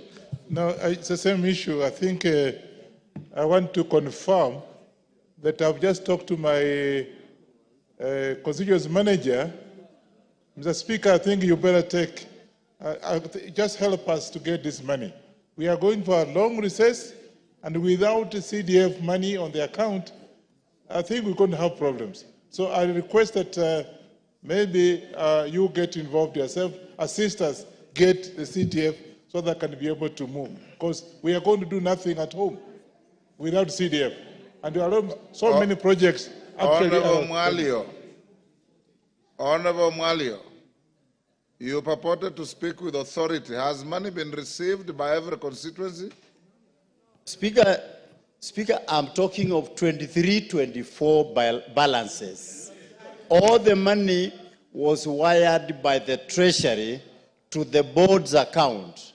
And the money was wired last week to all the constituency, all the balances. So some of them, maybe if your proposal did not pass all of it, that's why you cannot receive the money. But also, 24-25, I'm not talking about 24-25. I'm talking about 23-24 financial year. All the balances are with the board. If you have not received your money, you will receive anytime soon. What we will do, Honorable Mwalio, will transmit the Hansard on Robert Mbui's issue and tell your chairman, Musa Sirma, to make a statement on Monday. On Monday morning sitting. If there is any difficult, Robert, then I'll make an intervention. Next order. Order number 11, special motion, consideration of nominee for appointment as the Deputy Governor of the Central Bank of Kenya. Kimani, is that you? Go ahead. Thank you, Honorable Speaker. Honorable Speaker, I rise to move that the approval of Mr. Gerard Nyaoma Arita as the Deputy Governor of the Central Bank of Kenya be read a second time. Mr. Speaker, sir, Article 231 of the Constitution sets out the establishment of the Central Bank of Kenya, which is responsible for formulating monetary policies, promoting price stability. Kimani, you know how to move a motion, don't you? Oh, yes. I beg to move the following motion. You read the motion as it appears on the order paper. Then you start your discourse.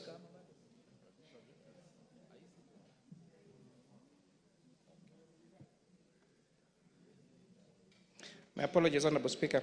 Honorable Speaker, I beg to move the following special motion that take in consideration the findings of the Joint Committee on Finance and National Planning and the Senate Standing Committee of Finance and Budget in its report on the vetting of the nominee for appointment as the Deputy Governor of the Central Bank of Kenya, laid on the table of the House on Wednesday, the 27th of November 2024, and pass on to Section 13B1 of the Central Bank of Kenya Act, Cap 491, and Section 3 and 8 of the Public Appointments Parliamentary Approval Act of 2011, that this House approves the appointment of one Mr. Gerard Nyaoma Arita as the second Deputy Governor of the Central Bank of Kenya. So, Honorable Speaker, I rise to move that the approval of Mr. Gerard Nyaoma Arita as be approved by this House as the Deputy Governor of the Central Bank of Kenya. Mr. Speaker, Article 231 of our Constitution sets out the establishment of the Central Bank of Kenya, which is responsible for formulating monetary policy, promoting price stability, issuing currency, and performing other functions conferred to it by an Act of Parliament. The joint committees conducted the approval hearings of the nominee to ascertain his suitability in the role of the Deputy Governor of the Central Bank of Kenya. The Deputy Governor plays a very critical and pivotal role in ensuring that the institution fulfills its constitutional and statutory mandates. These responsibilities, Honorable Speaker, outlined under the Constitution of Kenya and the Central Bank of Kenya Act, Cap 491. They include, among others, the development and execution of monetary policies to maintain price stability and to promote sustainable economic growth, financial stability, bank supervision, ensuring efficiency in the payment systems, and supporting the governor in executing duties that may be assigned to the deputy governor. In determining the nominee suitability, the committee considered the provisions on leadership and integrity as outlined in Chapter 6 of our Constitution. Also, the committees considered the nominee's academic qualifications, his employment record and work experience, membership to relevant professional associations, his roles in public office, his political activities and affiliations, potential conflict of interest, suitability to the position, his tax compliance obligations, and other thematic areas relevant to the duties and responsibilities of the jobbers that would be assigned to him if this House approves him, that of the Deputy Governor of the Central Bank of Kenya. Mr. Speaker, having considered his suitability, the Joint Committee noted that the nominee is a Kenyan citizen and is not a citizen of any other country, and therefore meets the requirement of Article 78(1) of the Constitution. He demonstrated an aspiration for integrity in public service and thus meets the requirements of Chapter 6 of our Constitution on leadership and integrity. After scrutiny of his educational background, Honorable Speaker, after scrutiny of his background, academic credentials and professional qualifications, work and professional experience, personal integrity, as well as his performance during the approval hearing, the committees found the nominee possesses the relevant experience for the position of the Deputy Governor of the Central Bank of Kenya, having served over 36 years in the banking and financial regulation, including playing pivotal roles such as that of Director of Banking Supervision, Financial Markets, and Banking Services at the CBK of Kenya, in addition to being an alternative board member in several key boards in this country, Honorable Speaker. The nominee holds a master's degree in philosophy from the University of Cambridge in the United Kingdom and a bachelor's degree in art, Bachelor of Arts degree in economics from the University of Nairobi. He is a certified public accountant and a certified public secretary, certified through Kenya Accounting, through KASNEB, and is also an associate of the Kenya Institute of Bankers. Mr. Speaker, the nominee has over 36 years of experience across many sectors in the Central Bank of Kenya, including experience in payment systems, quality control, banking supervision, banking services, and financial markets. He stated that working in these sectors have equipped him with the skills and experience needed to be the Deputy Governor of the Central Bank of Kenya. Key to note, Honorable Speaker, is that this nominee, when M-Pesa was introduced in this country, it is this nominee, when playing his role at the Central Bank of Kenya, that gave a hearing to the investors that wanted to invest in the M-Pesa business in this country, Honorable Speaker, facilitated the insurance of the appropriate licenses. And we can say he's one of the people why we have such a robust mobile payment system, such as M-Pesa, one of the best, not just across Africa, but across global, Honorable Speaker. Were it some other public servants who this idea came to them, Honorable Speaker, they may have been threatened because this was a new technology. They may have feared, they may have developed cold feet and not given such approvals. But his role in this revolution of mobile payment shows that he is such a visionary person and best suited to be the Deputy Governor of the Central Bank of Kenya. Honorable Speaker, you may remember the crisis that came with the collapse of Chase Bank, with the merger of National Bank and Spire Bank. Honorable Speaker, this is a nominee sitting at the Central Bank of Kenya in charge of bank supervision that ensured that even though those challenges found in these banks, Honorable Speaker, there was minimal crash in the financial sector and minimal loss of Kenyans' deposits, Honorable Speaker. So this demonstrates someone who is able to work under pressure, is able to make a difference in work, and has a revolutionary mind, Honorable Speaker, in making development in this country, Honorable Speaker. It's also inspiring that to see someone who joined the Central Bank of Kenya in the capacity of a management trainee as a very young man, rising through the ranks to become the Deputy Governor of the Central Bank of Kenya. Honorable Speaker, sometimes when we pick individuals who have worked in other areas and place them into head of institutions, at the expense of officers who have diligently pursued through or gone through the ranks of that particular institution. Although it's good to bring diversity to an institution, but sometimes it demoralizes professionals in that particular institution that have worked hard and risen up the ranks, Honorable Speaker. So this is a clear demonstration that Kenyan systems work, that you can be employed as a young person and rise all the way up to become the position of the Deputy Speaker of the Republic, the Deputy Governor of the Central Bank of Kenya. Mr. Speaker, the nominee exhibited a clear understanding of the current issues that affected the Central Bank of Kenya, and he also shared practical strategies to address these particular issues. Additionally, he demonstrated a satisfactory understanding of the mandate of the Central Bank of Kenya, as well as an extensive knowledge in payment systems, monetary policy, risk-based supervision. Additionally, Speaker, the nominee emphasized adaptive regulated frameworks for emerging technologies like fintech, matters of digital currency, virtual assets, cryptocurrency, and blockchain technology, Speaker, and advocated for robust internal controls to prevent financial fraud. He also highlighted strategies to ensure effective monetary policy implementation and address challenges such as high non-performing loans in banks.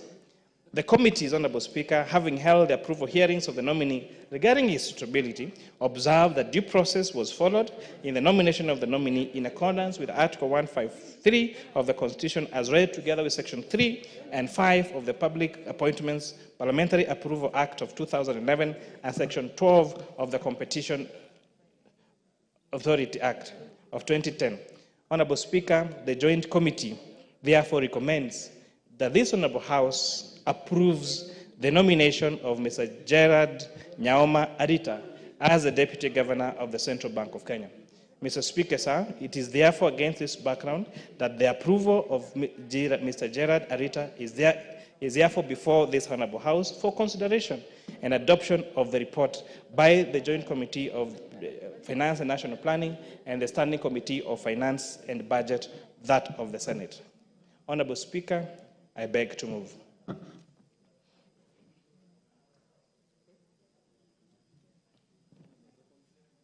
Honorable Speaker, I beg to ask that Honorable Karoli Omondi to second. Thank you very much, Honorable Speaker. Thank you very much, Honorable Kimani, for giving me the opportunity. I just happen to have known this gentleman for quite some time. During my days at the university, he was slightly ahead of us. I think Gerald exhibits all the qualities that are required for a deputy central bank governor, especially at this particular time in the history of our country. If you look at his academic record, he had a first class in economics at the University of Nairobi. At the University of Nairobi. And then he proceeded to Cambridge, where he again graduated with a master's degree in philosophy and economics with distinction. There are very few people who can boast such record. Many years ago, I came across a gentleman called Tomik Konyimbi when we were recruiting somebody for membership of Land Commission. Tomik Konyimbi is the only student from Kenya in the history of Kenya who made transition from an undergraduate degree to a PhD without doing his master's degree at Cambridge. Why? Because he challenged a professor, and the contest was moderated by the Senate, and he was proved right in his theory. And they awarded him straight a PhD scholarship. Nyaoma Arita has what we call deep domain knowledge of the central banking environment in this country. All his life he has been at that bank, working in several departments, banking supervision, financial sector, fintechs, policy, banking supervision. If there's somebody who can boast such deep domain knowledge, I am not sure you will go very far from him. And if you look at his experience and, of course, his presentation before the committee, you clearly can see somebody who is well suited for this job and very ably prepared to discharge the functions of the office of Deputy Governor. I strongly recommend this candidate and call upon this House to approve him so that we can have somebody who has both the academic credentials, the integrity, and the domain knowledge that is required for the job. Thank you very much, Honorable Speaker.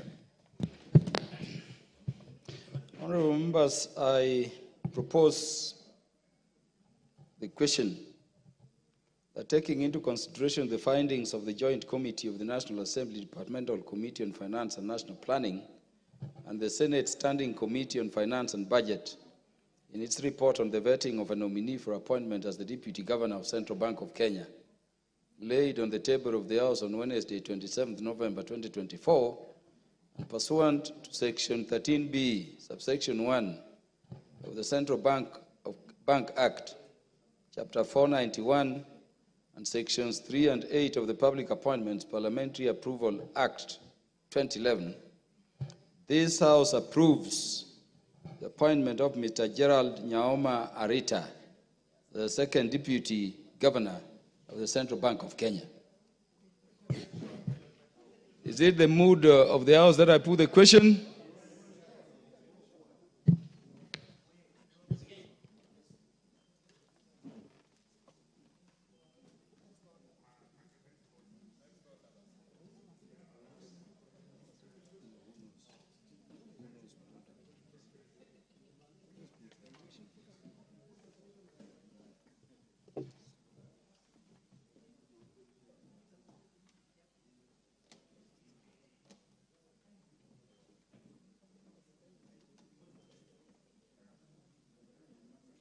Instructions are to ensure we complete these things up to committee.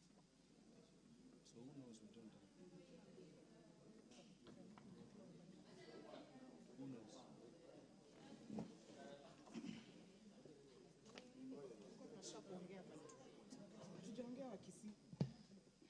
Who are those who are moving? Honorable Mukunji, the speaker is on his feet. I'm putting the question. Yes. Honorable members, I put the question that taking into consideration the findings of the Joint Committee of the National Assembly Departmental Committee on Finance and National Planning and the Senate Standing Committee on the Finance and Budget in its report on the vetting of a nominee for appointment as the Deputy Governor of Central Bank of Kenya, laid on the table of the House on Wednesday, 27th November 2024, and pursuant to Section 13B, subsection 1 of the Central Bank Act, Chapter 491 of the Laws of Kenya, and Sections 3 and 8 of the Public Appointments Parliamentary Approval Act of 2011, this House approves the appointment of Mr. Gerald Nyaoma Arita as the second Deputy Governor of the Central Bank of Kenya. Will as many as are of that opinion say aye? Will as many as are of a contrary opinion say nay? The ayes have it. Next order. Order number 12, the Public Finance Management Amendment number 3 Bill, National Assembly Bill number 44 of 2024, second reading. Mover. The mover of the Public Finance Management Amendment. Yeah, Dr. Naomi Wako.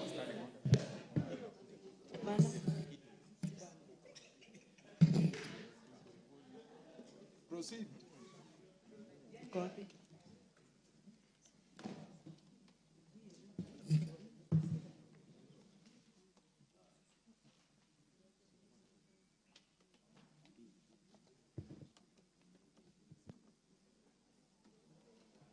Dr. Naomi Wako, proceed. Honorable Speaker, I beg to move that the Public Finance Management Amendment Bill number 3, Bill number 2024, National Assembly Bill number 44 of 2024 be read the second time. The bill was read for a first time on 13th November 2024.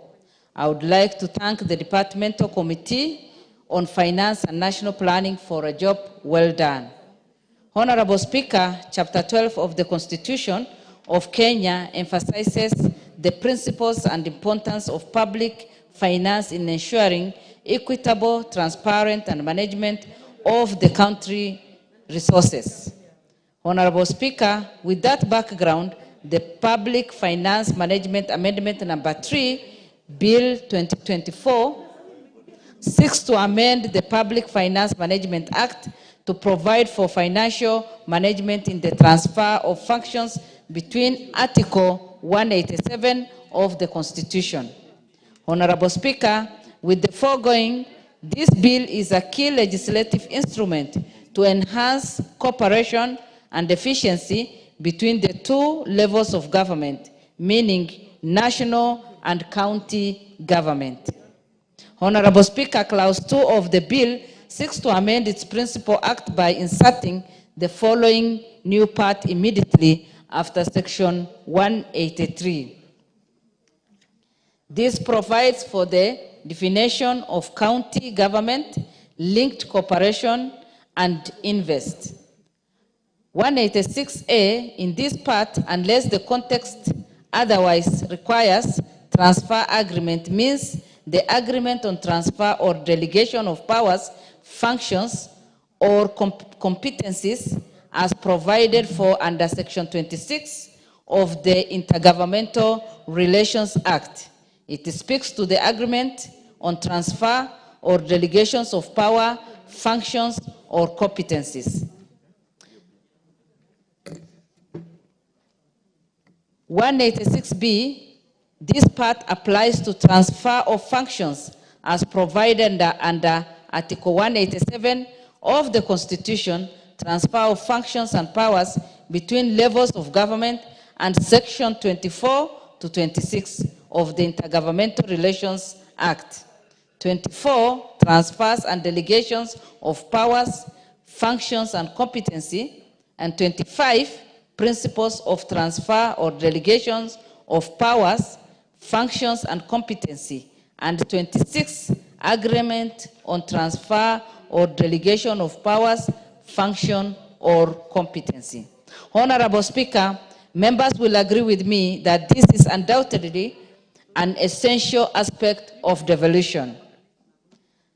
186C, this amendment applies to financing transferred functions. And it stipulates, number one, it stipulates that the transferred functions shall continue to be funded from previous sources as contained in the approved budget of the transferring level of government. Number 2A, applies where there is need for additional financial resources for a transferred function. And number 3, it outlines the process of approval and disbursement of the additional financing resources in subsection 2 in the transfer of agreement between the two levels of government. Honorable Speaker, this protects against potential financing gap during the transfer process and guarantees the continuous provision and uninterrupted services for citizens during such transition. Again, 186D, this amendment addresses the cost of transferred functions. And number 1, it stipulates that the cost of the transferred functions as shall be based on the costing framework provided in the national and county government budget manuals. Number 2, it provides that the cost of transferred functions as determined under subsection 1 shall form the basis for the additional financial resources for the transferred functions. Number 3AB addresses the additional financial resources for transferred functions in the case of county government and in the national government, clearly specifying appropriations in aid. Additional allocation and proceeds from loans and grants. Number 4 provides that the allocation under subsection 3 shall be included in the budget estimate of both the county and the national government and shall be submitted to Parliament and respective county assembly for approval. Honorable Speaker, this provision aims to regulate the distribution of resources and guarantee that the receiving government level has sufficient resources to conduct the transferred function. Number 186E, this amendment outlines the management of assets and liabilities. Number 1, it stipulates that transfer of agreement between two levels of government shall include a provision on acquisition, disposal, and transfer of assets and liabilities. Number 2, addresses management of assets acquired and liabilities incurred in the duration of the transfer of function to either level of government.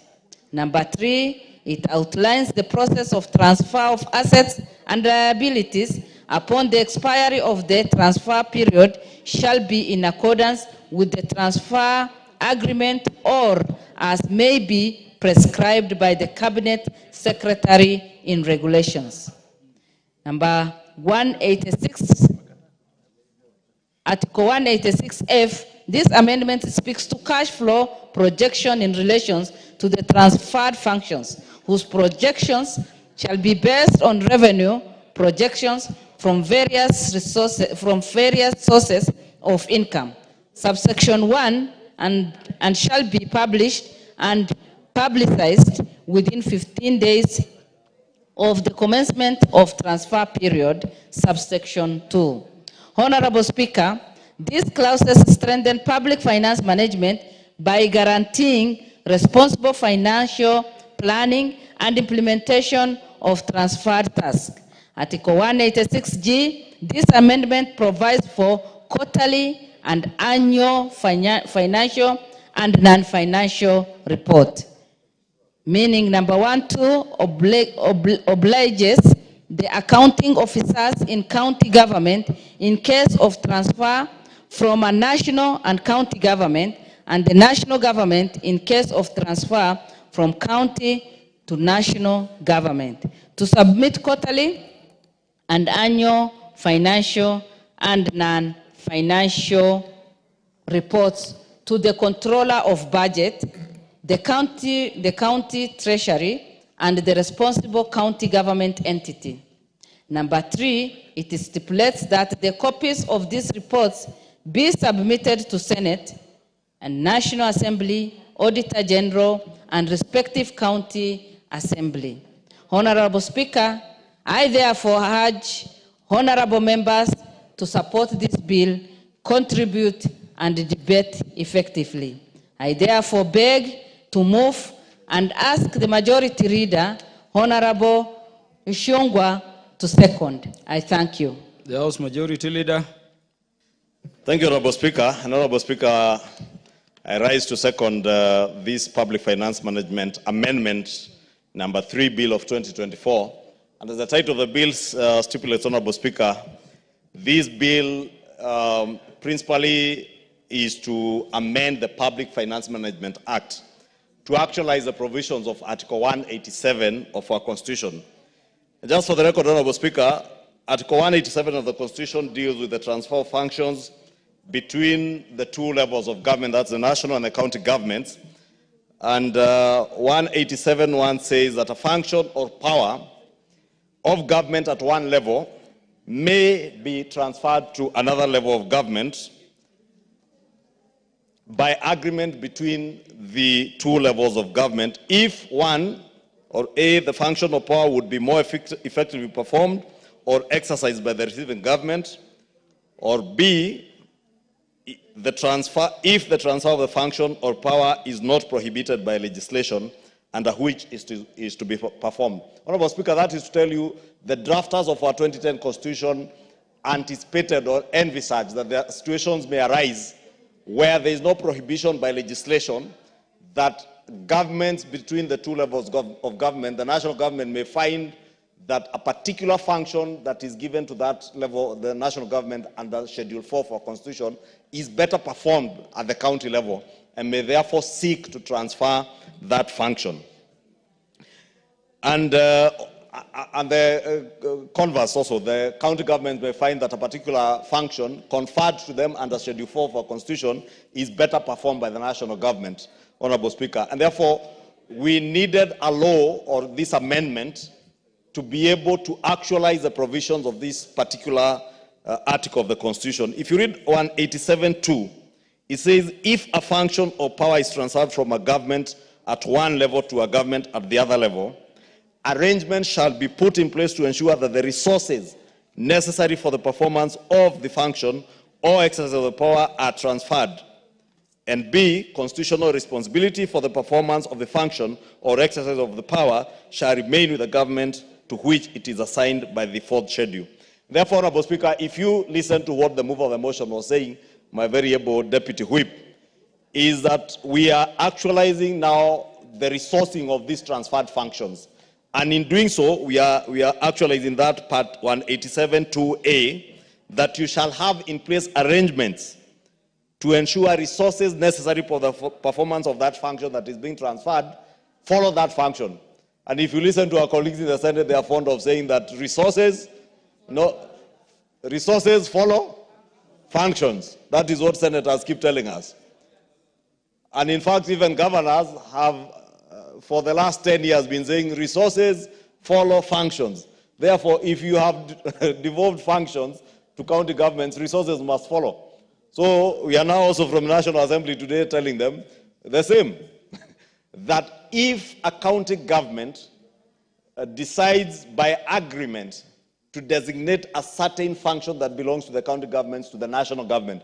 For instance, the county government of Kiambu, where I come from, may decide to designate the running of level 1, 2, and 3 hospitals to the national government because they feel they don't have the adequate resources and capacity, not even capacity resources, but capacity, or that function will be better performed by the national government. And in fact, I would encourage many county governments to consider ceding, for instance, level 4 hospitals to the national government. But now what we are saying in this bill is if that situation arises by agreement, then the particular county government, as I gave the example of Kiambu County, if they had budgeted for resources for that particular function, then those resources must follow that function to wherever it's going. And the budget is approved. And I don't want to belabor the things that have already been said by the mover of the motion, that even in cash flow projections, you must have cash flow projections, as has been provided for in clause 186F, 186E. All those things are just speaking to that particular thing. And therefore, these are very simple and easy bill, Honorable Speaker. It has only 2 clauses, very easy.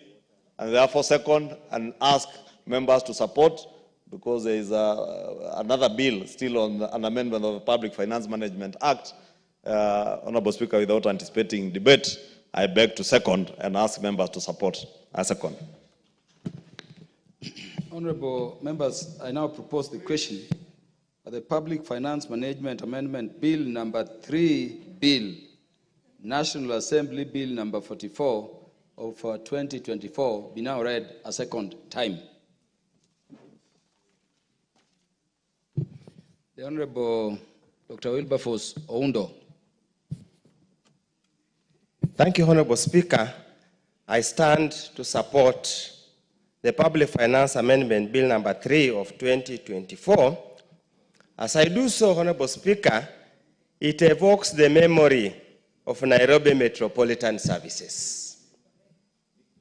It takes us back to the turn court when the governor signed the transfer instrument, then the next few hours later said he had been intoxicated, he did not know what he was signing. And that's why I must laud the majority, the leader of majority party, for bringing the bill that structures the engagement between the county and the national government in whichever direction you look at it. Honorable Speaker, the drafters of the Constitution set out the mandate of each level of government as clearly set out in Article 186 of the Constitution of Kenya and clearly stipulated in the 4th schedule. But the running theme in the Constitution is that Kenya is one undivided nation and that the various levels of government are purely for service delivery and for administrative purposes. So consequently, none of the function should ever be left unattended to because there's a struggle or a tiff between the national government and the county government. The act, the bill, Honorable Speaker, has been presented in pursuance to Article 187 of the Constitution that contemplates at one time or another that either of the levels will be unable or will find it more suitable and fit for either level to undertake those functions. And therefore, Honorable Speaker, the provisions provided for here provide adequate safeguards so that we do not have a situation that happened in Nairobi Metropolitan Services where there were no structures at all. There was no enabling legislation or law to support the transfer. Honorable Speaker, I sit in Public Accounts Committee, and one of the biggest pending bill on account of State House and Office of the President literally comes out of this kind of arrangement where the county government transferred some services or functions to the national government, but there were no legal framework on how to share to transfer the liabilities and the assets. And that's why it is refreshing that Clause 186E of the bill literally provides the framework how to record the assets, how to record the liabilities, and how to transfer at the point at the end of the transfer arrangement. Honorable Speaker, probably, I know this contemplated the transfer agreement, but it would have made more, it would have made it better that at any given time, the period of the transfer of the function is clearly stipulated in the law. Because if you have a strong presidency and can twist like what happened between the last regime and Nairobi, then it means any transfer function will be done in perpetuity or for a longer period than it is. Actually, it should be done in such a way that there's capacity building during the transfer. I would request, if time allows, that any transfer agreement, especially from the county to the national government, should, for the purposes of capacity building, to ensure the county government have developed adequate capacity and infrastructure to run that services, more so where the service is a devolved function as contemplated in the 4th schedule. Because essentially, we must let the counties perform. Regardless of their failings, regardless of their shortcomings, we must put into mechanism to allow them to operate. Honorable Speaker, I would even probably, over time, we could have also provided for some element of public participation, that before a transfer of a function occurs, there must be some semblance of public participation so that the residents of a particular county are asked, do you agree that the county has failed or is unable or is lacking adequate capacity so that we can transfer that function to the national government? It must be a consultative process, but as it is now, it's going to be a unilateral process whereby the county, the governor, and the president can simply sit down and say, let me transfer this function. The same way, since National Assembly is the custodian of it presents the people of Kenya and the interests of the people of Kenya, there must be a mechanism in this bill to allow some kind of approval process at the national level by the National Assembly to permit the national government to transfer a function as an exclusive function of the national government to the county government. Because at any given time, everybody must carry their responsibility. Honorable Speaker, with the kind of challenges the county governments are having in the health sector, the kind of challenges they are having in the ECD, the education sector, I'm sure this kind of a debate, we can have a structured debate to find out what levels, as the majority party leader has indicated, can we look, for example, at the 4 referral hospitals that can be transferred to the national government. Honorable Speaker, there is a hospital in Kiambu County where an intern doctor committed suicide. There is a hospital, the same hospital, 4 months later, another intern nurse has committed suicide. Does it mean professional standards are different? We don't hear of a medical doctor committing suicide in MTRH. We don't hear a medical doctor committing suicide at KNH. Even if they do, it's not reported. So these are challenges that we must address as a nation where failings. And then, Honorable Speaker, we need to urge the county governments. It's never too bad. It's not a sign of weakness to admit I have failed. It's not a sign of weakness. Actually, strong people who admit here do not have adequate capacity, let me give it out. Honorable Speaker, with those few remarks, I support the bill, and I will seek, time allowing, to make a few amendments, and I hope the committee will listen to us so that we make a better bill for posterity of this country. Thank you, Honorable Speaker. The Honorable Innocent Mugabe requested for another. The Honorable Karoli Omondi, you want to speak to this? Yeah, the Honorable Irene Mayaka last. Thank you, Honorable Speaker. Honorable Speaker, I want to stand and support this particular bill. And Honorable Speaker, my initial reason is because I am a big fan of things that are structured and that are seamless. And for me, Honorable Speaker, we've had a lot of situations between national and county government that have gone on and on because of what we call the transfer of services. And as it has been clearly put by the mover of the motion, it is ideally proper when functions follow, money follows functions. Honorable Speaker, some of the reasons why I support this particular bill is because it gives us a clear guideline for transfer of functions, that is number one, between national and county governments. It also shows us that service delivery will not be disrupted.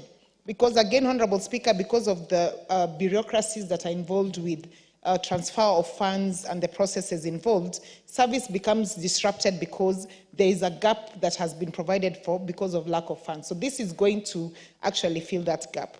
Honorable Speaker, the other thing that I'm supporting is because the costing framework will now be uniform, not only between national and county governments, but it will be seamless and uniform across all counties.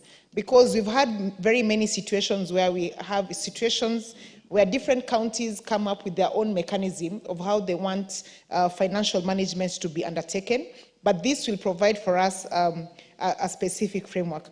Honorable Speaker, the other thing, and this is from my experience of being a member of county assembly, is when there were delays from national government, you find a county assembly grappling with how they can be able to seek for temporary loans from banks, because they don't have that specific structure between executive and the county assembly. So this particular introduction is going to enable counties not to spend too much time trying to grapple with how do we finance our functions, how do we borrow additional funds from different financial institutions, because I can see that is allocated for. The other thing that I really like about this bill, Honorable Speaker, is that it gives a specific timeline of 15 days from the start to the finish of the process, which is very important, because when we do not give a specified timeline, it could be taken advantage of. Anyone who wants to disrupt the process or be mischievous can take advantage where there's no specified timeline. Honorable Speaker, I also take note of the public participation that the committee did. I note that the counties of Isiolo, Mombasa, Kericho, Taita Taveta all supported this particular bill. And one of the things that some of the counties emphasized, like Mombasa, is that they said they really like this particular bill because for them, they feel like when money is closer to the counties, it's closer to them because they have access to that. Also, Honorable Speaker, to note is the support from the Westminster Consulting and KEPSA as well, who unanimously supported this. And in particular, they took note of the uniform and well-defined agreement that is being proposed by this bill. Honorable Speaker, with those few remarks, I do support the bill. I thank you. The Chair, Departmental Committee. FM Management Bill number 3 was referred, as sponsored by the leader of the majority party in the House, was referred to our committee.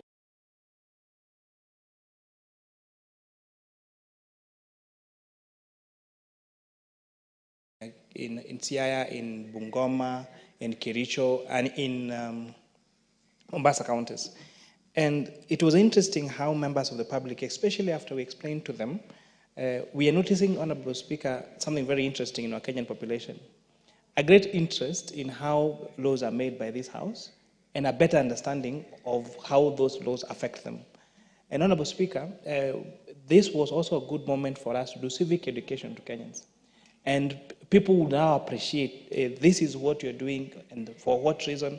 Honorable Speaker, one thing that came out, and I'm happy that part of the things are contained in this bill, and actually that we recommend that in the Committee of the Whole House will be seeking amendment to, was the need for public participation in the transfer of those functions. So I want to confirm to my good friend, the Honorable Undo, that actually that's one of the observations that the committee made and made in our report that we tabled yesterday. We are recommending an amendment so that public participation become part and parcel of the transfer of these functions, Honorable Speaker, so that even when counties feel that they need to transfer these functions, then it's not also a show of laziness where you do not want to do your job and therefore you want it to be someone else's job, Honorable Speaker. We also took time to explain to Kenyans because one of the challenges that we had, in fact, one of the challenges we had to explain the tax measures that will be the report that will be bringing to this House next week was a trust deficit on the expenditure side between Kenyans and the executive. But Honorable Speaker, I dare say part of the trust deficit is because of the non-understanding of the different functions that are done shared between what functions are done by national government and what are done by county governments. But also, Honorable Speaker, the excuse of counties on particular matters, and especially the excuse of transfer of equitable share to counties, Honorable Speaker. In one of the counties we went, the Kenyans there were lamenting and saying there was no medicine in hospital, this project has not been done, and they were saying, we have been told, national government ndio hawajatuma pesa. Honorable Speaker, we had to call the Minister for Finance to read to us the balances that have been sent to counties. We had to seek the balance, the CBK governor to know the balances that are held in the county, in the accounts of this county, Honorable Speaker. And the particular county that the governor was saying he had not received funds, there was more than half a billion shillings in the bank account, Honorable Speaker. It is actually, it is a fact that the disbursement of money to counties for this financial year, for the month of July, for the month of August, for the month of September, for the month of October, and by now, I'm almost hoping that the month of November has been dispersed to counties, Honorable Speaker. And therefore, there should not be an excuse why counties should not deliver services to Kenyans on the excuse that money has not been transferred to counties, Honorable Speaker. And therefore, my appeal to this Honorable House is to support this bill, to support the amendments the committee are going to propose during Committee of the Whole House, amendments that were brought by conducting a very elaborate and extensive public participation across the country. That I beg to support, Honorable Speaker.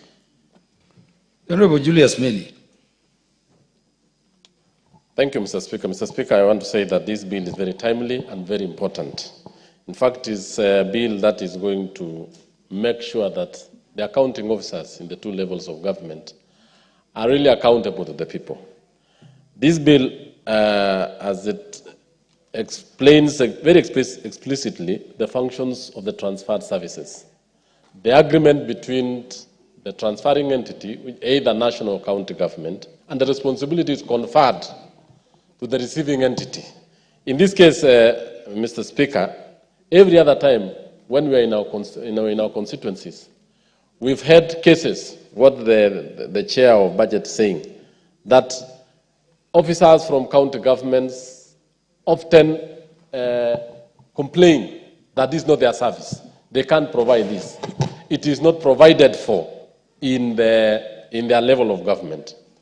But this bill actually seeks to put a lot of emphasis, especially on what the transferred entity is supposed to do, the cash flow from the national government or the county government to the receiving entity, and more importantly, the sources of revenue.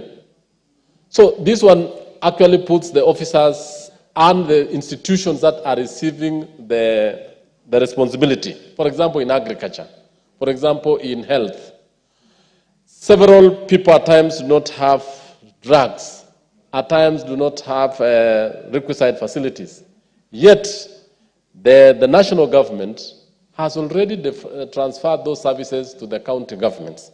On the same note, this requirement, Majority Leader, that the two entities that are actually transferring services are supposed to transfer and sign off that you have received this function and therefore start from that particular time going forward providing the services. In some instances, even accounting, the control of budget, that's what the bill has actually specified very clearly, that the functions that have been transferred from the national or from the county government or vice versa shall actually be audited immediately, and those documents be provided to the Office of the Auditor General, and the document be tabled in the Senate and the National Assembly, because these are the houses that represent the people of Kenya. Majority Leader, there is no any other better time that we needed this document than now, because across the country, disaffection is common amongst the citizens, and we do not have county government citizens or national government citizens. We have the citizens of the Republic of Kenya. And this is the time that we really need to put down our foot to make sure that accountability is seen across all functions of government. Lastly, is the issue of assets and liabilities.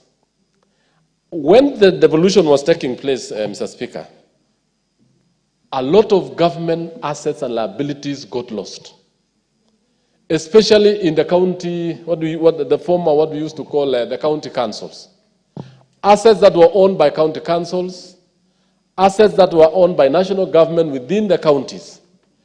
There was no clear structure on how these assets were handed over and who took them over. And in fact, the records at times vanished. So this bill is actually trying to secure the assets of the Republic, both at the county level and even at the national level.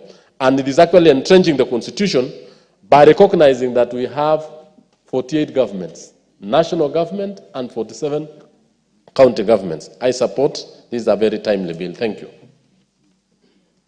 There being no more interests, may the mover reply. Sorry, the mover, Honorable Robert, I'm very sorry, I pronounced myself. Tell me, mover, for how long are you going to speak, or you could donate half your time to the Honorable Mbui? No, 2 minutes. 2 minutes would be limited. Minutes. Could you give at least 5? I'm replying in 1 minute. Honorable Mbui, you wanted to talk. No, I like it whether you agree or oppose, but I take your contributions in the House normally very seriously. That is why I was seeking indulgence for you. You can do it in 5 minutes. Thank you. I'll be very brief, Mr. Speaker. Sir. Thank you for the opportunity. I also rise to support because, from 2010 when our new constitution was promulgated, one of the most important things that came up was the devolution of powers and functions. And Schedule 4 is very clear about the functions that are at the national level and the ones that are devolved to the counties. Over the years, of course, we've seen a lot of meddling, sometimes by the national government, on things that are being done by the counties. I remember in the last 2 parliaments, we've had an issue like, for example, in the health sector, where the national government would even go to procure equipment for the county governments without any plan, without any agreement whatsoever. And I remember the clinics that were bought, I remember medical equipment. So it's been a very, very difficult time. So I think this bill is going to help us because it's going to help put order in how each level of government does its things. And the fact that the Article 187 identified even before that once we promulgate the Constitution, there will be times when we will need one level of government to maybe take over some roles and support the other. Because the times when this happens, Mr. Speaker, is when one arm of, or rather one level of government is more effective or can effectively carry out a procedure. Sometimes it is also when the resources are available, and sometimes also it is when when the timelines are not well thought out. So, Mr. Speaker, I think for me, I think this bill is a game changer because it is going to allow us to be able to get rid of the situation that we saw in Nairobi, where somebody rushed and signed something, and then later on, in the full glare of media, said that they didn't know what they were signing. This makes sure that every time a situation like that between the two levels of government, they come together and they want to agree on who can do what for the other, then there will be an agreement that everybody will participate and be able to see. So I think this is a game changer, and I strongly support it. Thank you. Thank you, Honorable Speaker. Mover. Thank you, Honorable Speaker. And I beg to rise to reply. And maybe just picking up from what the Honorable Meli was saying, that it is indeed true that even at the time of the local government authorities, there are indeed issues with transfer of assets and liabilities. And this bill does indeed address the concerns that Honorable Meli has mentioned.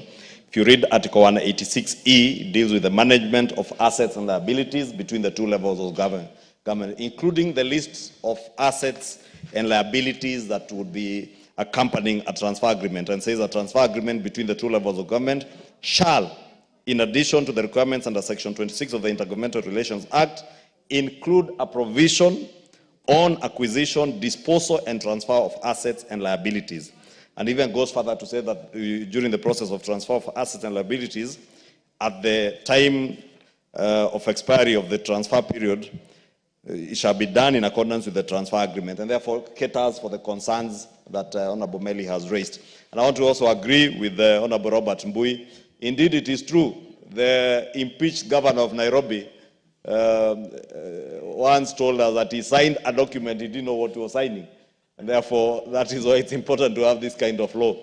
But I don't know whether it's really something to do with the lack of a law at that time, or it's something that goes with those who get impeached.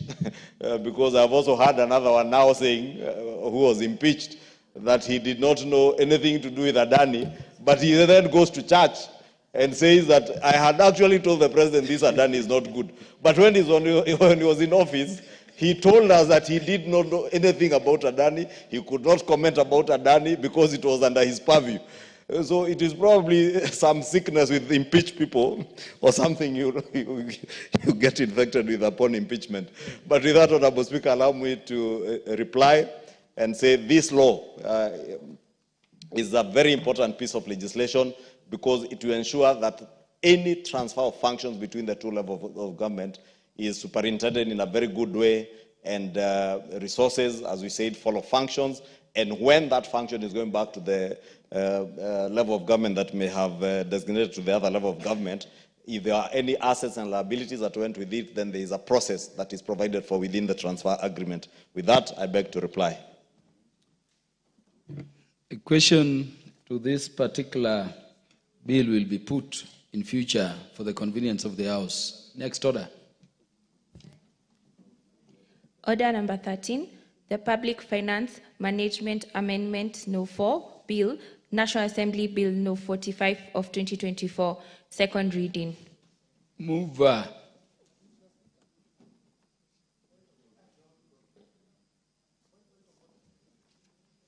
We approach the Speaker first. Mover, proceed. Thank you, Honorable Speaker. Honorable Speaker, I rise to move that the Public Finance Management Amendment number 4 Bill, National Assembly Bill number 45 of 2024 be now read a second time. Honorable Speaker, this bill again is a very short bill, again amending the Public Finance Management Act around the issues of our debt management. And Honorable Speaker, you remember we did amend the Public Finance Management Act, I think about 2 years ago, setting the thresholds for our public debt. Honorable Speaker, this bill seeks to strengthen our public finance management framework by addressing a number of critical issues. One, on compliance, two, on accounting and governance. And on accounting and governance, Honorable Speaker, the bill in clause 3 provides for the amendment of Section 194 of the Act to provide for a framework for implementation of the accrual accounting in government and risk management by the Public Sector Accounting Standards Board. And Honorable Speaker, this is meant to improve the accounting standards for better transparency in government. Honorable Speaker, you know, we have been under the cash-based accounting system, and to create that legal framework for moving to an accrual-based system, we need then to have the framework which we are creating now in this bill under clause number 3. Honorable Speaker, clause 2 of the bill outlines the effective dates for complying. As I said, it talks about compliance, accounting, and governance. I've spoken about accounting. And on compliance, Honorable Speaker, clause 2 gives us a debt threshold that I had alluded to, that we did amend in the Public Finance Management Act, requiring that we amend Section 50 of the Public Finance Management Act. And if you look at the bill, clause 2A6, to delete subsection 2C of the Principal Act that I'm referring to, that we amended some time earlier. And maybe for the benefit of members, Honorable Speaker, 2C provided for that the provisions of 2A, that the borrowing of the national government referred to in subsection 2 shall not exceed 55% of our gross domestic product in net present terms. And notwithstanding the provisions of subsection 2A, the national government may, in exceptional circumstances, exceed this threshold set under this subsection by not more than 5%, and shall come into force on the date that is 5 years from the date of the commencement of this act. Honorable Speaker, when we did this debt threshold, we set the our public debt threshold at 55% of our GDP in net present terms, plus or minus 5, and basically it's plus 5 because minus, you are still within the 55 threshold. And therefore, it says under exceptional circumstances, then your debt to GDP ratios could rise from 55 and maybe to about 60%. But at the time we enacted this debt anchor threshold, Honorable Speaker, you know, we had already passed that debt threshold. And therefore, we needed a transition period under which the national government or the national treasury is obligated to ensure that we sustain our debt levels within that debt anchor ratio of 55 and to a maximum of 60% under very exceptional circumstances. And that is what we are seeking to do in seeking to comply with this particular provision, to ensure that we then set a period that will not exceed 5 years. That from the time this act came into being, which I think was last year but one, within a period of 5 years, by the end of 2027, then the National Treasury must ensure that our national debt levels cannot and may not go beyond that 55%. And therefore, it's important that we do amend this provision, because if you left it like that, Honorable Speaker, it's possible you find yourselves in the year 2037 or 2042, when Robert Mbui wants to run for president. He will now come and tell us, 2032. Sorry, I thought he wanted to run in 2042. He says it's 2032, which is very encouraging, because that tells me his party leader will not be president by then for Robert Mbui to be running for president.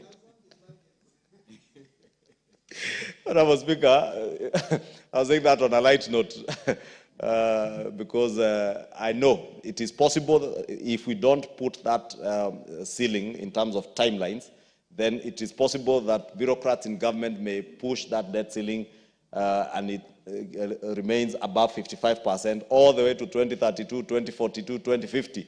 And generations that will come after us will be saying that we are still within the debt ceiling, because there was no timeline that was set. And that's why we are saying to have compliance, or rather to enforce compliance, we force the National Treasury to make sure that within this period of 5 years, they do move that compliance level to the levels that were set out in the bill. Honorable Speaker, as I said, it's a very short bill, only 3 clauses, and therefore I have nothing more important to add. And I beg to move and request the chair of the Finance Committee, the Honorable Kimani Kuria, the one and only member for Molo, to second. The member for Molo. I thank you, Honorable Speaker. Honorable Speaker, I beg to move that this Public Finance Management Bill number 4 be now read a second time. Again, this is one of the... I beg to move to second, Honorable Speaker. And before I do so, this is again one of the bills that was referred to the Departmental Committee on Finance and National Planning. This is one of the bills that we have done public participation across the 6 counties and received a lot of memoranda about. One of the challenges, one of the views that Kenyans told us is that they were concerned that this bill would have led to giving Treasury or the executive a blank check to borrowing. And for sure, from the final initial drafting of the bill, that was what would have happened. Because the bill, as it is now, talks of that 5 years from now, from the enactment of this bill, is when now the Cabinet Secretary will be required to adhere to the 55% plus or minus 5 debt as a percent of GDP in present value terms to report to this House. But a further clause, Honorable Speaker, was saying that that clause will come to effect after 5 years. So essentially, that would have meant that would have given Treasury 10 years, you know, of the time that they would need to come and report to this House, or that they need to adhere to the 55% debt as a percent of GDP in present value terms, Honorable Speaker. And therefore, we'll be proposing again amendments coming from this so that we do not give Treasury again a blank check on this borrowing. Kenyans said they are concerned about the borrowing that could cripple the economy, that increases unnecessary burden to future generations, and they want our debt to be checked. Honorable Speaker, the concern also was about, in addition to the debt that already exists, Honorable Speaker, pending bills should be accounted for as debt. Because what is currently happening, and one of the reasons why we have a cash crunch in the country, why there are many Kenyans who are not feeling money in their pockets, is because some of the developments that we are enjoying, that have seen, the schools that have been built, the roads that have been built, the hospitals that have been built, have been financed by private Kenyans' money. The contractors who have not been paid, the verified pending bills now is in excess of 500 billion shillings. And not to talk about the bills in counties, Honorable Speaker. And therefore, if this money is released back to the economy, Honorable Speaker, we'll see at least a better flow of money in the economy and Kenyans feeling money in their pocket, Honorable Speaker. And people might say, maybe this is not false, this is not true because it's going to be the big boys who do contract with the government that will be paid. But remember, Honorable Speaker, the contractors have employees that they have not paid. These employees have rent they have not paid. These employees support their families, and therefore, when this money does not reach these people, then we get to have that cash crunch, Honorable Speaker, in the economy. This bill also, Honorable Speaker, maybe let me speak a little on the change. You know, this Honorable House passed the debt ceiling from nominal terms, where we knew the debt ceiling was moved it from 6 trillion to 9 trillion, I think, to 11 trillion shillings. But now, this Honorable House 2 or 3 years ago, now changed that to not just nominal terms, but that debt to be a percentage of GDP, not just a percent of GDP in present value terms.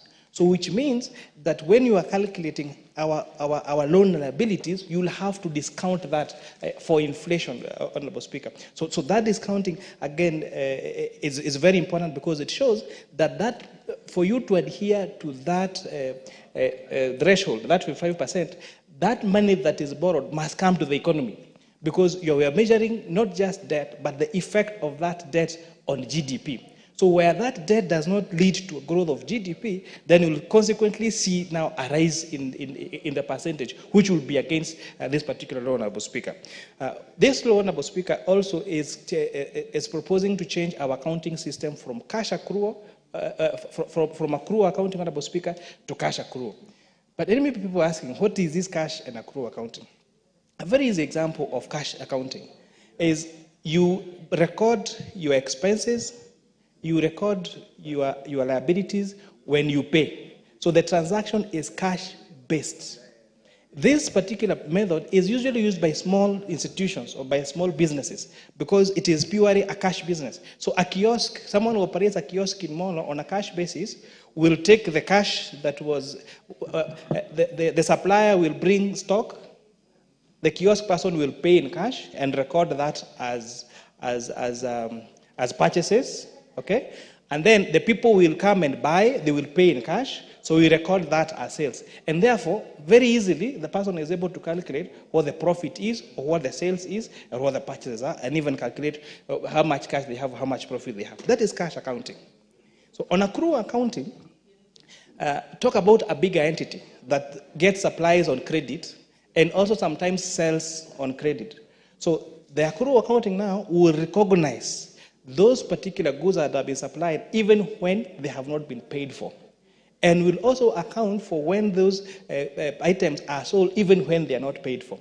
And therefore, if you can see that as bigger business cannot operate under cash accounting, why are we operating as a country on cash accounting? We should, and that is one of the challenges we have on pending bills. Because we rely on the exchequer going to the government entity, and then the government entity procuring. So at the end of the year, that money has to be budgeted again and to be accounted again. That's why sometimes we have no record of how much pending bills we have. Accrual accounting also take note of all assets and liabilities. Something that is very difficult to do, that is not done, in cash accounting. And you'll find that even government of Kenya, if you are asked, how many motor vehicles does the government of Kenya own? How much land does Kenya own? How much assets in terms of buildings does Kenya own? So that information is not available because of the cash accounting system that we use. So we're hoping that now once we move from this cash accounting to accrual system, to accrual accounting, we are going to see more accountability. We are going to be able to verify more how much our pending bills are, how much we owe, how much we own as a country, how much assets exist, Honorable Speaker. And it has been seen as one of the best practices, Honorable Speaker, globally. So I really urge this Honorable House to really support this bill. I want to assure you that as we are proposing, the amendment is not passing a blank check to the executive. In fact, it is putting them all to account that the debt that they borrow must be used to grow our GDP. And we are clearly providing a timeline in which they should come to this house and report and show proof that they had actually adhered to the 55% of debt as a percentage of GDP in present value terms. The migration from cash to accrual is something that the accounting profession has discussed over the years. You go to some, even public schools, for example, you find one of my public secondary schools had a debt pending bills of 30 million shillings. And we were asking, how does a day secondary school get to 30 million shillings as their outstanding debt?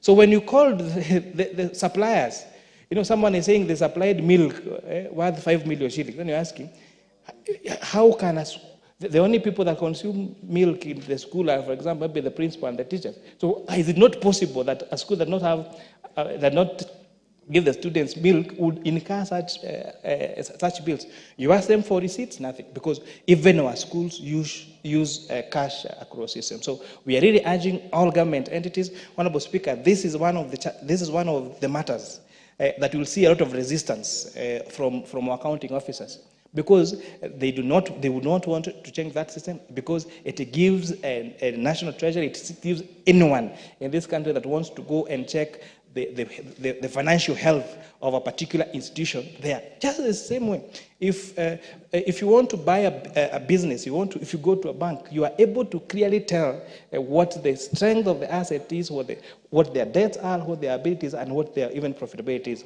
But because there is no profitability in offering public service, Honorable Speaker, but at least we need to have a clear view of what assets and liabilities our government has, and one of those that has been demonstrated globally to work as an accounting tool is a migration from cash to accrual accounting, Honorable Speaker. And with that, I beg to second.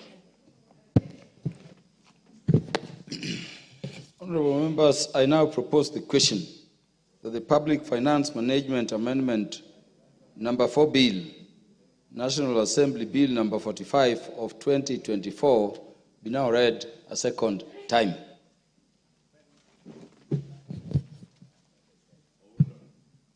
The Honorable Robert Mbui. Thank you, Mr. Speaker. I rise to also add my voice to this amendment on the PFM Act. Mr. Speaker, first I want to agree with and support the amendment on of Section 194 of the Principal Act, which is the third clause of this bill, that basically talks about moving from cash accounting to accrual accounting. And I think I've attended a few functions with ISPAC, and I think that's basically what has been their proposal. So I think basically if the accountants of Kenya, chief among them being our leader of majority here, if they think this is a good system, I think it might be a good idea to move our country in that direction. But Mr. Speaker, I have very serious questions about the issue of the Second Amendment, which is to do with the matter of borrowing. Mr. Speaker, previously I think we used to have a system where our borrowing was, I think, a relation between our debt and GDP. Then later it changed. We moved to a fixed figure, and I remember we talked about 7 trillion at one time, went to 9 trillion, then went back again and said we are going to deal with the issue of debt to GDP, and I think it was set at 55%. But Mr. Speaker, I've looked at the way the law is now, and I'm comparing it with the amendment, and I'm asking myself some serious questions. If you look at what 50 says, and that is on the obligations and restrictions on national government guaranteeing and borrowing, 2C, it says that the Cabinet Secretary shall not later than 5 years from the date of coming into force of subsection 2A and 2B take measures to ensure that borrowing by the national government complies with the threshold set out in subsection 2A. Now, the proposed amendment reads very similarly that now the CS shall not later than 5 years from the date of coming into force of this act take measures to ensure that borrowing by the national government complies with the threshold prescribed in subsection 2A. So I think for me, what I'm seeing is the starting point. Because the 5 years is already there, it's already there in law. The starting point. At what point do we start measuring the 5 years? Apparently, if we pass this bill, my understanding is that we start counting the 5 years now. That will take us to 5 years from today. But if we use the previous law, it is 5 years from the date that we passed the law. So what are we doing? We are actually pushing forward government borrowing, within which, the period within which they will make sure that they follow the law that is already passed. Because we passed the law, they are not able to do it immediately. So it takes a while before the government can build the GDP and ensure that the borrowing that we've already done is within the law. So that period started when we passed the previous law. But now if we make this amendment, because it's very similar, we start counting the time from now. That means we are allowing another 5 years from today. And I think, Mr. Speaker, for that, I don't think it's the right thing to do. I think we should put pressure on Treasury to try and do it within the period that is left so that they can be able to balance this thing. Otherwise, what will happen is we'll end up coming back to the House and now putting another fixed figure and saying, now we are pushing our debt ceiling to 13 trillion. We are moving from debt to GDP. We want a fixed figure again. Let us sort it out. Let Treasury sort out based on the law that we have already passed. Let us not give them an opportunity to again increase or extend the time. With that, Mr. Speaker, I submit. The Member of Parliament for Tetu. Thank you, Mr. Speaker. I also rise to support this bill, especially the amendment with regards to accounting principles. We all know that globally we use the accrual system of accounting, but maybe what the chairperson and the mover of the motion needs to possibly tell this House is how shift from cash to accrual system is going to make the books of the government look. Is it going to, say, for example, exaggerate our debt? Is it going to exaggerate our assets or diminish them? I think I would have expected such a substantial motion being moved, some scenario analysis would have been put. But Mr. Speaker, on the issue of the debt ceilings, again, I here would support my colleague, Honorable Bui, because this matter has kept shifting from one regime to the other, from one parliament to the other. And I think as a country, we need to determine how we want to measure our debt, how we want to do this once and for all. It looks like a lot of these moves, Mr. Speaker, are for convenience, by the government of the day or by the regime of the day. Sometimes we want 10 trillion, we want a percentage of GDP. Now we are shifting again the number of years. I think this lack of clarity makes planning and economy very, very difficult. And Mr. Speaker, it is important, if we have already passed the 55% debt to GDP ratio, and that is already in law, it may as well be okay that we just proceed with that.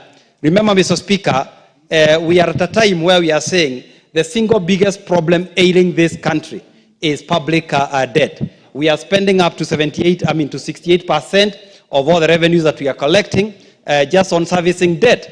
We all know that this domestic borrowing is actually choking small businesses from being able to borrow and operate in the economy.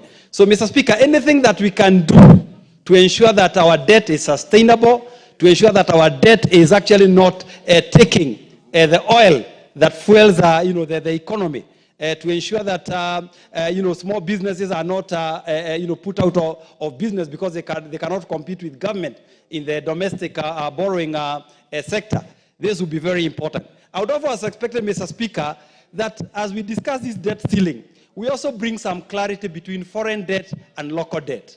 So to the extent that, again, we have just lumped everything together, because we have all been saying we need to progressively move to maybe more of foreign debt, so that in the local debt market, we are able to remove overcrowding of small businesses, of individuals, who basically ensure that we end up limiting the consumption in the country and thereby slowing down the economy. So, Mr. Speaker, these are the clarities that I would actually seek from the mover of the bill. But as it speaks, I think this is too much shift in policy. And, while I support the fasting of the accrual system, I do not support, the changes in terms of the 5-year wait for the operationalization, of the new debt ceiling. Thank you, Mr. Speaker. The Honorable Wilberforce Oundo. Thank you, Honorable Speaker. In principle, I support the bill. Allow me to first of all delve on the clause 3. And clause 3 is an administrative literalness reporting matter, and that is required for under the Constitution and the Parent Act. And let me also share my experience as a member of Public Accounts Committee, where this matter is routinely featured on the issue on how to account and prepare reports of accounts. Honorable Speaker, I'm not an accountant, but I was one time a reporting officer or an officer of a company, and obviously at the end of every financial year, they must prepare books of accounts. While the private sector will see a balance sheet that has got the assets, liabilities enumerated clearly together with the loss and income statement, in government this has not been there. So now to the extent, Honorable Speaker, what we have actually come to see as pending bills could actually have been cured through an accrual system. And as the chair has said, currently the system, the way the system is set in government, the government does not know its assets in entirety. There is no single accounting document that can tell you these are the assets of the government. And that's why it's therefore important that we shift to accrual basis so that we are able to tell these are the assets of the government, these are the liabilities of the government for purposes of assessing the net worth of the government. Honorable Speaker, my only concern, the commencement date of accruals accounting system has been shifting all along. It leaves me wondering, does it really mean the government or the executive, both at national level and the county level, do not have the technical capacity to swiftly shift to accrual basis? Many times, accounting officers will come to you until they don't have an asset, a fixed asset register, because they have no money to prepare one. It is important this process is expedited so that we go to accrual system. Honorable Speaker, as I conclude on the issue of Clause 2, Honorable Speaker, the Parent Act talks about the Cabinet Secretary shall not later than 5 years from the date of coming into force of subsection 2A and 2B, ostensibly that says the debt limit, take measures to ensure that borrowing by the national government complies with the threshold prescribed in section 2A. The new amendment, Honorable Speaker, literally shifts and says the provision of section 2A and 2B shall come into force on the date that is 5 years from the date of commencement of this act. In principle, this bill shifts the date when we have to comply with the provisions 2A and 2B to a date after 5 years from the date this bill is accented or comes into force. So therefore, it means we give the current government or the next government the latitude to play around and probably not adhere to the regulations. But, Honorable Speaker, a more important issue that needs to be addressed as a nation, pending bills, Honorable Speaker. It is extremely unfair to insinuate that pending bills is not debt. If you look at Article 214, it reads, for the purpose of this article, the public debt means all financial obligations attendant to loans, raised or guaranteed, and securities issued or guaranteed by the national government.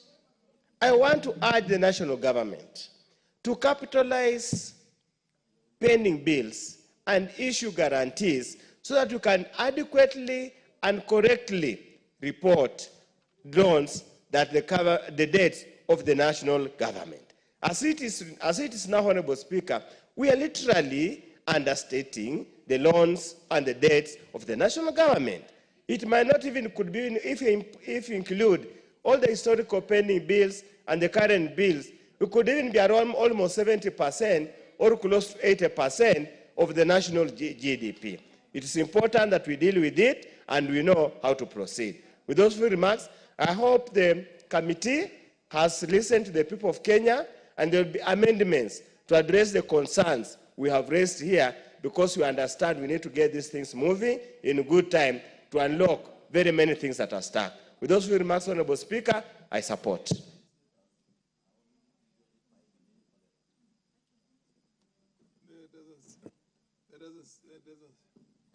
There doesn't seem to be any more member who is interested in contributing on this. And yes, the lady, order. The lady there is interested in contributing, I think. Proceed. Thank you, Mr. Speaker. And from onset, I want to appreciate you for giving me this opportunity to contribute. And Mr. Speaker, there's nothing as good as transparent in any in governance. And Mr. Speaker, this Public Finance Management Amendment Bill seeks to do exactly that by making sure that it strengthens the public finance management framework. And therefore, most of the issues that are going to be addressed in this amendment, Mr. Speaker, being compliance, accounting, and governance, they all work towards strengthening governance by making sure that every detail or every work done is well managed. And therefore, because it is time for the mover to reply, I also say that I support this amendment. Thank you. Fair enough. My screen doesn't show anybody else who has any interest. I now call upon the mover to reply. Mover to reply. Thank you, Honorable Speaker. And I rise to reply. And Honorable Speaker, allow me to appreciate all the contributions made. To an extent, I would want to agree with Honorable Undo on the question of pending bills. It's important that we are able to settle our pending bills. But Honorable Undo does know that under this same act, the Public Finance Management Act, pending bills constitute the first charge to the Exchequer. And therefore, that's the only point of variance on using the pending bills as part of our public debt. since they are not part of the public debt, since it will be, by law, they are supposed to be the first charge to the exchequer. And now with accrual accounting, then we also cure some of those problems with pending bills, because what has been happening is that at the end of every financial year, when people have not been paid, those bills automatically become pending bills. But with accrual accounting now, we'll be able to, in a big way, be able to sort out many of those issues. To Honorable Speaker, and I did engage with the Deputy Leader of Minority on the provisions around the amendment around Clause 50 of the bill, Section 50. If you carefully read what is in 2C versus what was in 2C in the Principal Act, the Principal Act said that the Cabinet Secretary shall not later than 5 years from the date of coming into force of subsection 2A and 2B that set the threshold of 55 and plus 5%, take measures to ensure that borrowing by the national government complies with the threshold prescribed in subsection 2A. What that meant, Honorable Speaker, is that the Cabinet Secretary had 5 years to ensure that we comply. But as we speak, we are in breach of the law that we created ourselves. And this particular amendment came from the advice of the Attorney General that we are actually in breach of the law that we set.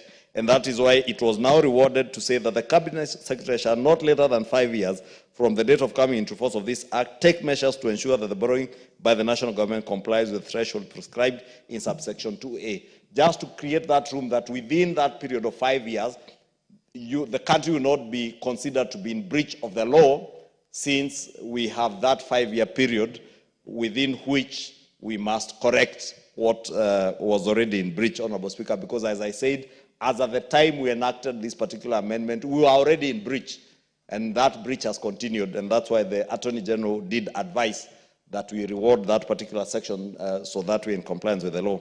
And with that, thank you to all the members who have contributed, and I therefore beg to reply. Thank you, Honorable Speaker.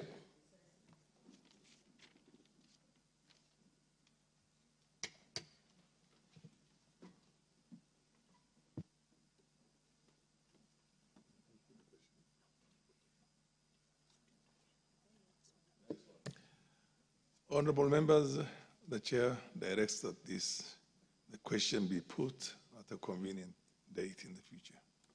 And I now call on the next order.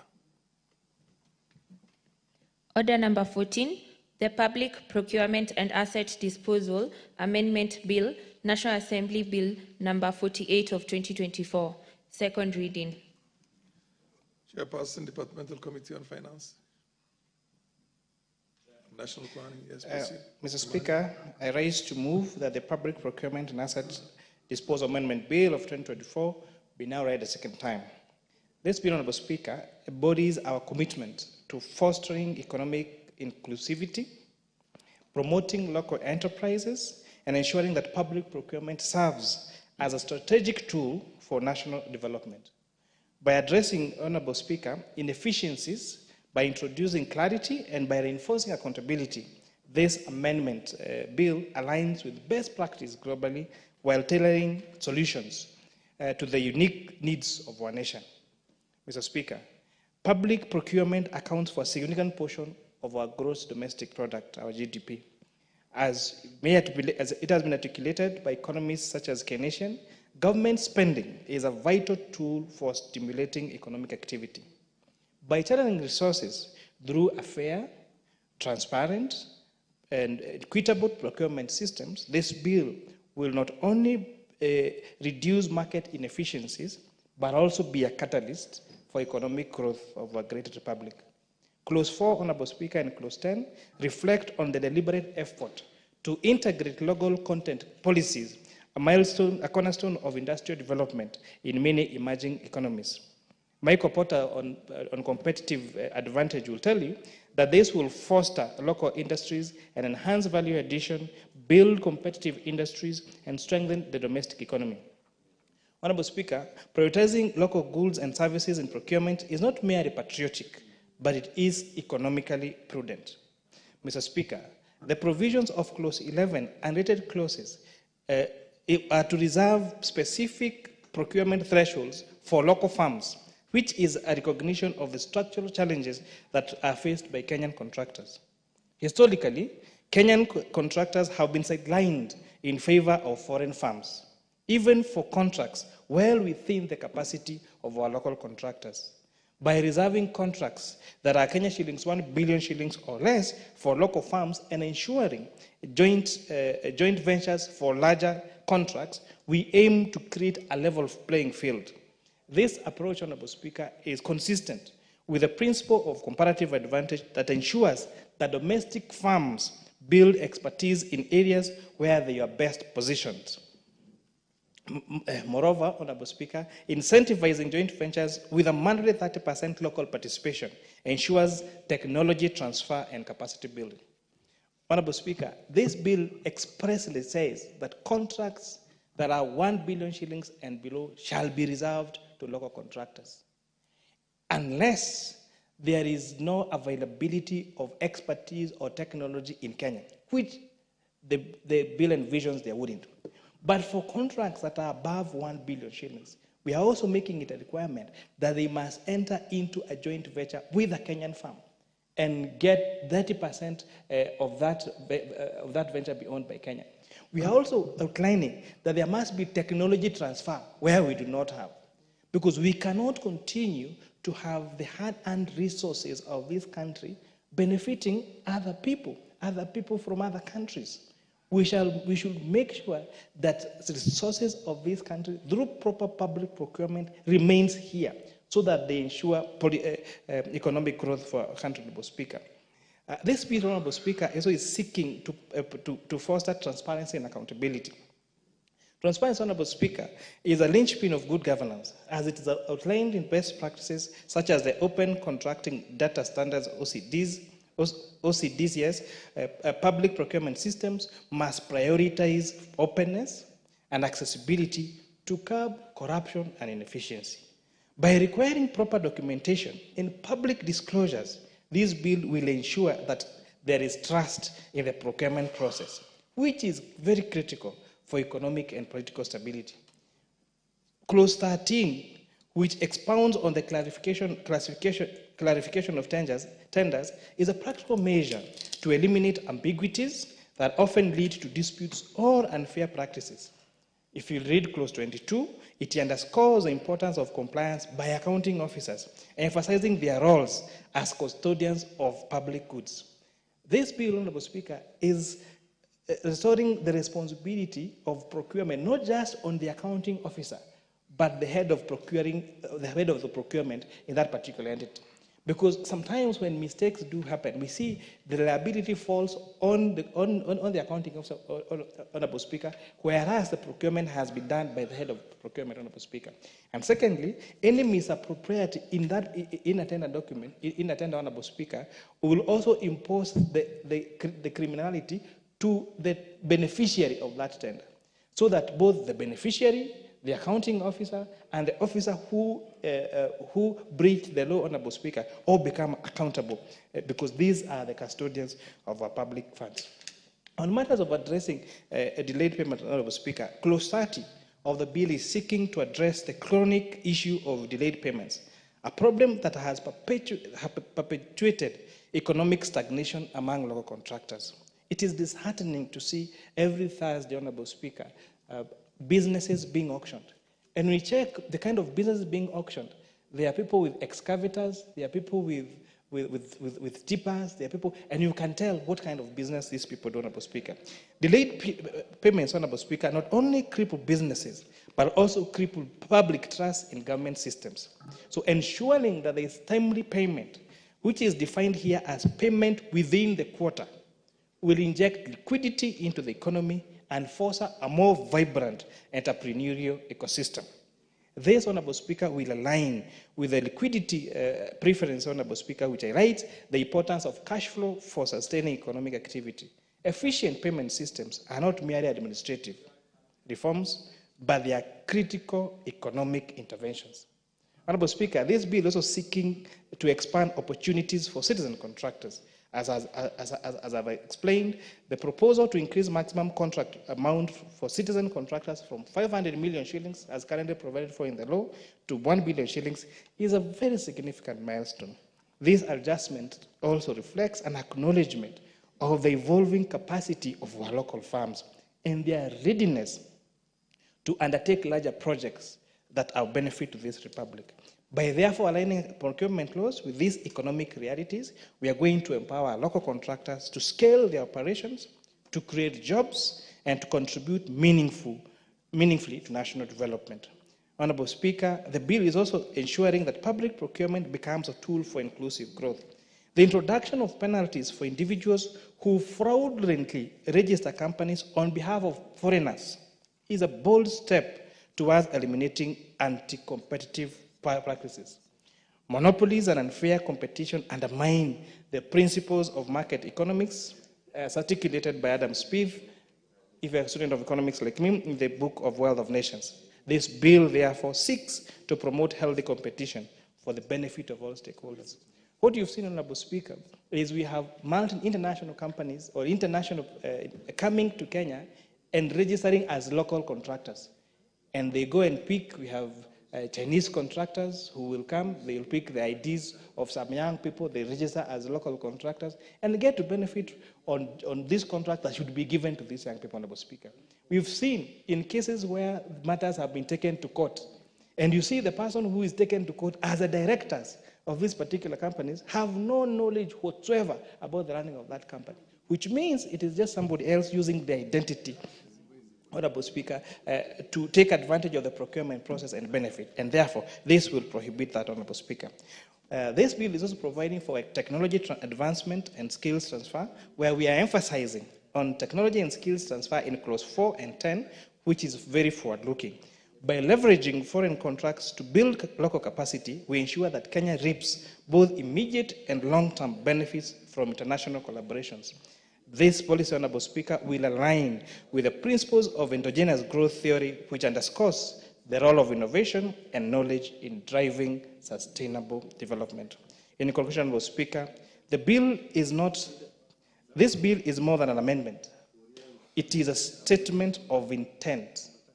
It aligns our procurement laws with evolving economies, technological and governance needs, ensuring that public procurement supports our national development goals. By fostering transparency, building local capacity, and addressing inefficiencies, we will position Kenya as a model of economic resilience and inclusivity. In conclusion, Honorable Speaker, I beg to thank the members of the Departmental Committee of Finance and National Planning, because this was a private member's bill. I've been working on this bill for a few years now, since last Parliament, and I was able to convince the Committee of Finance and National Planning to adopt it as a committee bill so that we can fast-track it. And I'm really hoping that this Honorable House will really consider this bill and make sure that we protect our local contractors, we grow our economy, we build our capacity, and ensure that there's technology transfer. There is no Honorable Speaker, where even things like accessible stamps that we use by KRA on our bottles everywhere is supplied by a multinational. This does not, yes, the service comes to us, but all the revenue goes back to that particular country, Honorable Speaker. But now, once we work on this together, we are going to make sure that we achieve, we make Kenya, we position Kenya as that model of economic resilience and inclusivity. With that, I beg to move, Honorable Speaker, and request the Leader of Majority Party to second. I thank you. Thank you, Honorable Speaker. I beg to second this bill. And since the chair of the committee has very well articulated the provisions of this bill and the real intent of the bill, allow me also to thank the Committee on Finance for having adopted this bill as a committee bill. And it indeed addresses very critical issues in our economy. And principally, Honorable Speaker, this bill is creating or prescribing a threshold of procurements which shall, and the word has famously been said, it is the word shall, mandatory shall, be awarded to local firms in order to promote the growth of local enterprises and local industry. Honorable Speaker, if you look at clause 21 of this bill, it seeks to amend section 149 of the Principal Act, that is the Public Procurement and Disposal Act of 2015, to task the Public Procurement Authority, which is referred to as the authority there, to ensure also that that priority is given to citizen contractors in the subcontracting of tenders. Honorable Speaker, you know the problems that local contractors and local entrepreneurs have found themselves in. And Honorable Speaker, last week, when the President delivered the State of the Nation address to this House and to the nation, he did direct that within the first quarter of next year, e-procurement must become a reality. Honorable Speaker, I was very encouraged because if we want to deal with the elephant in our room in this country called corruption, which we keep talking about, and we have said we have spoken and talked about corruption forever. Children go to school, they grow up, they become old men, and they find people talking about corruption, and they start talking about corruption themselves. Then they become corrupt. And that is what bedevils our country, Honorable Speaker. It is time we stopped talking about corruption and acted over corruption. And I must commend that what the President did direct last week, that e-procurement becomes a reality and not an aspiration. That is the way to go to ensure that we are no longer just speaking and talking about corruption. We are doing something to deal with corruption. Because digitization, Honorable Speaker, and moving to e-procurement will cure in a big way all the issues we have around corruption, around the space of procurement. Because there is no corruption always begins at procurement in any organization, Honorable Speaker. And therefore, as we do that, many of our contractors, many of our entrepreneurs have lost opportunities to grow as entrepreneurs, have lost opportunities to be awarded government contracts and tenders, be it at the national government level or even at the county government level, and even in state corporations, because those with financial muscle coming from outside the country have more money to grease the hands of procurement officers in various entities. And therefore, it is important that we put it in law, that there is certain threshold of procurement that can never go to other people other than our local entrepreneurs, Honorable Speaker.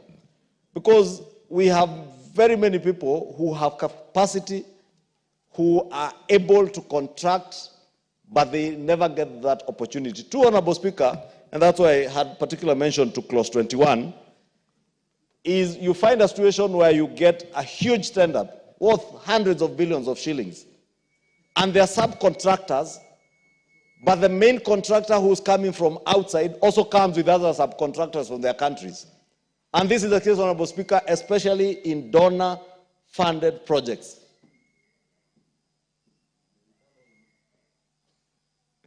Honorable Speaker, I was wondering who is whistling, but it has gone quiet. That happens especially with donor-funded projects, Honorable Speaker, because you find a donor who is financing the construction of a huge highway, maybe from CBD to Moyale, and is being funded by a foreign donor or a friendly country, and they insist that the contractor must be from their country. But you find in between there is a contract for bush clearing, or even for doing road earthworks. And they also bring people to do bush clearing and subcontract other companies from their countries. That will be a thing of the past, Honorable Speaker, with the enactment of this bill. That if there is work to be subcontracted at certain levels, you can never subcontract it to people who are not local entrepreneurs, because that is the only way we will ensure that there is also transfer of skills. And Honorable Speaker, the bill also speaks to transfer of skills and technology to ensure that if there is specialized jobs, we have just come from the era of Adani. If Adani, for instance, has specialization in the construction and running and management of airports, we need to have local entrepreneurs protected by law to ensure that if it is the construction of aprons, there is transfer of technology and skills in the construction, so that years after our generation, our children will not go look for another Adani or other foreigners to come and build the airport. They will have transferred skills. This is the tragedy that befell this country with the construction of the SGR railway.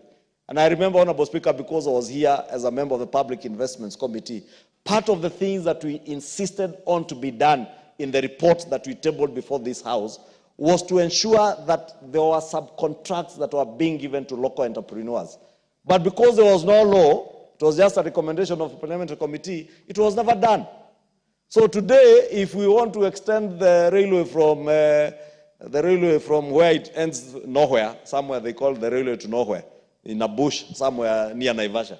If we are to extend that railway today, as the intent is to Malaba, you have no local contractors with the expertise and the technology in the construction of rail. But if only 10 years ago, we had insisted, this law was there, and we had insisted that local entrepreneurs as subcontracted would be having people today with the technology and the skills in the construction of rail, and therefore we would have benefited local contractors.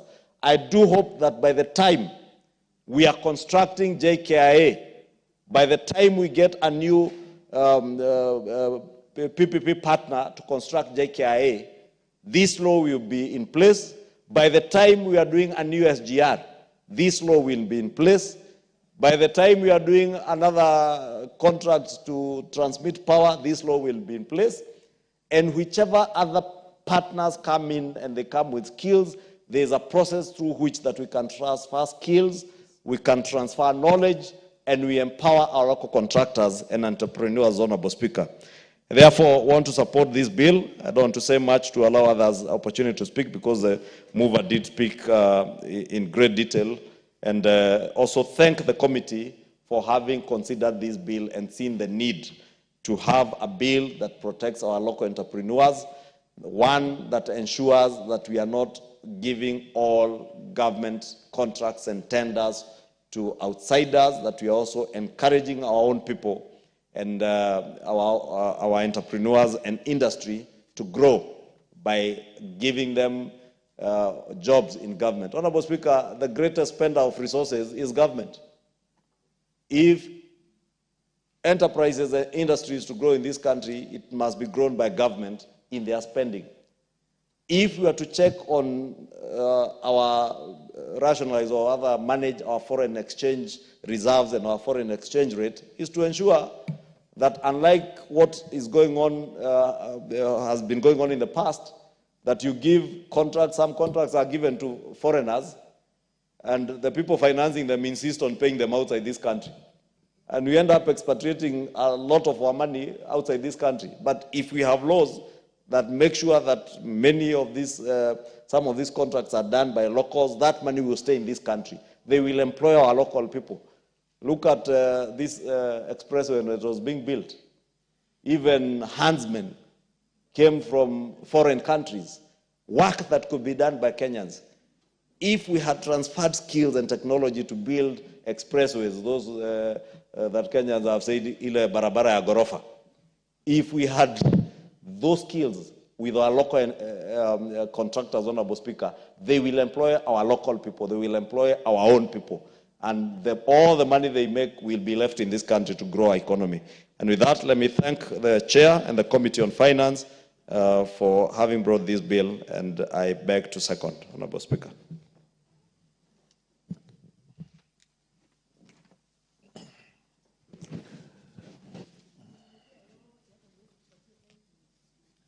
Honorable members, I now propose a question that the Public Finance Management Amendment Number 4 bill, Amendment Bill number. Honorable members, I now propose a question that the Public Procurement and Asset Disposal Amendment Bill, National Assembly Bill number 48 of 2024, be now read a second time. The Honorable Pasaris Esther, are you still interested? Because I see you at the top of the...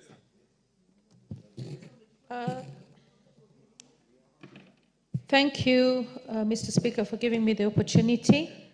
I actually was also wanting to speak to the Public Finance Management Amendment Bill, which has already been closed. But I want to say that I commend the chairperson of the Department Committee on Finance and National Planning.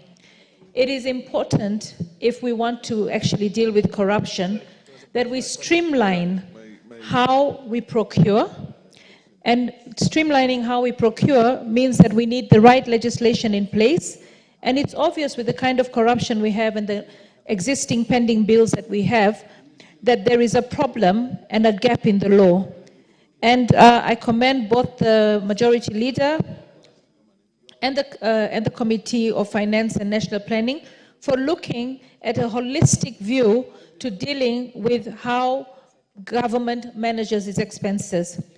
It is really sad to note that as of today, we cannot really tell from one government to the next how much we owe Kenyans out there. You know, it is such a shame that the pending bills continue to grow. Kenyans are left to languish in poverty, they borrow money, and they're not able to sustain their businesses because we are not paying them their money in due time. And when I look at both of them in totality, I mean, they're more or less tied because it starts with procurement and then it goes into payments. So if all procurements are going to be captured in real time, then when the supplies are made and the invoices are raised, they're all captured in real time. And if they're captured in real time, then this hanky-panky that happens in all our government offices, where you have to cough something before you can get paid, will have to come to an end. Because the system itself will be able to stop a payment for somebody today who is being induced, who has induced so that he gets paid, and ensure that the one who is justified to get paid is paid. But this is also going to be crucial for us to know our exposure in terms of debt domestically. Because we know what we owe our foreign debt, but our local debt is in the millions. And I believe once these bills are passed and streamlined, we will be able to have prudent procurement processes. And I know that such things are going to be fought. And I really pray that if they are going to be fought, and I know that the Finance Committee normally does its work really thoroughly, they will be in a position to defend it, because we need systems that are going to work. We need to make sure that procurement protects the local investor. We need to make sure that persons living with disability are also able to be protected. Women, we've said that 30% should go to women. We need to make sure that we have a holistic way of looking at all the processes so that we make sure that anyone who is actually in the procurement is covered. We don't want anyone exploiting persons with disability. We don't want anyone exploiting the youth. We don't want anyone exploiting the women. We also want them to have their fair quota. We want also, when these systems are put in place, it will actually enable most of these young budding entrepreneurs to be able to get government funding.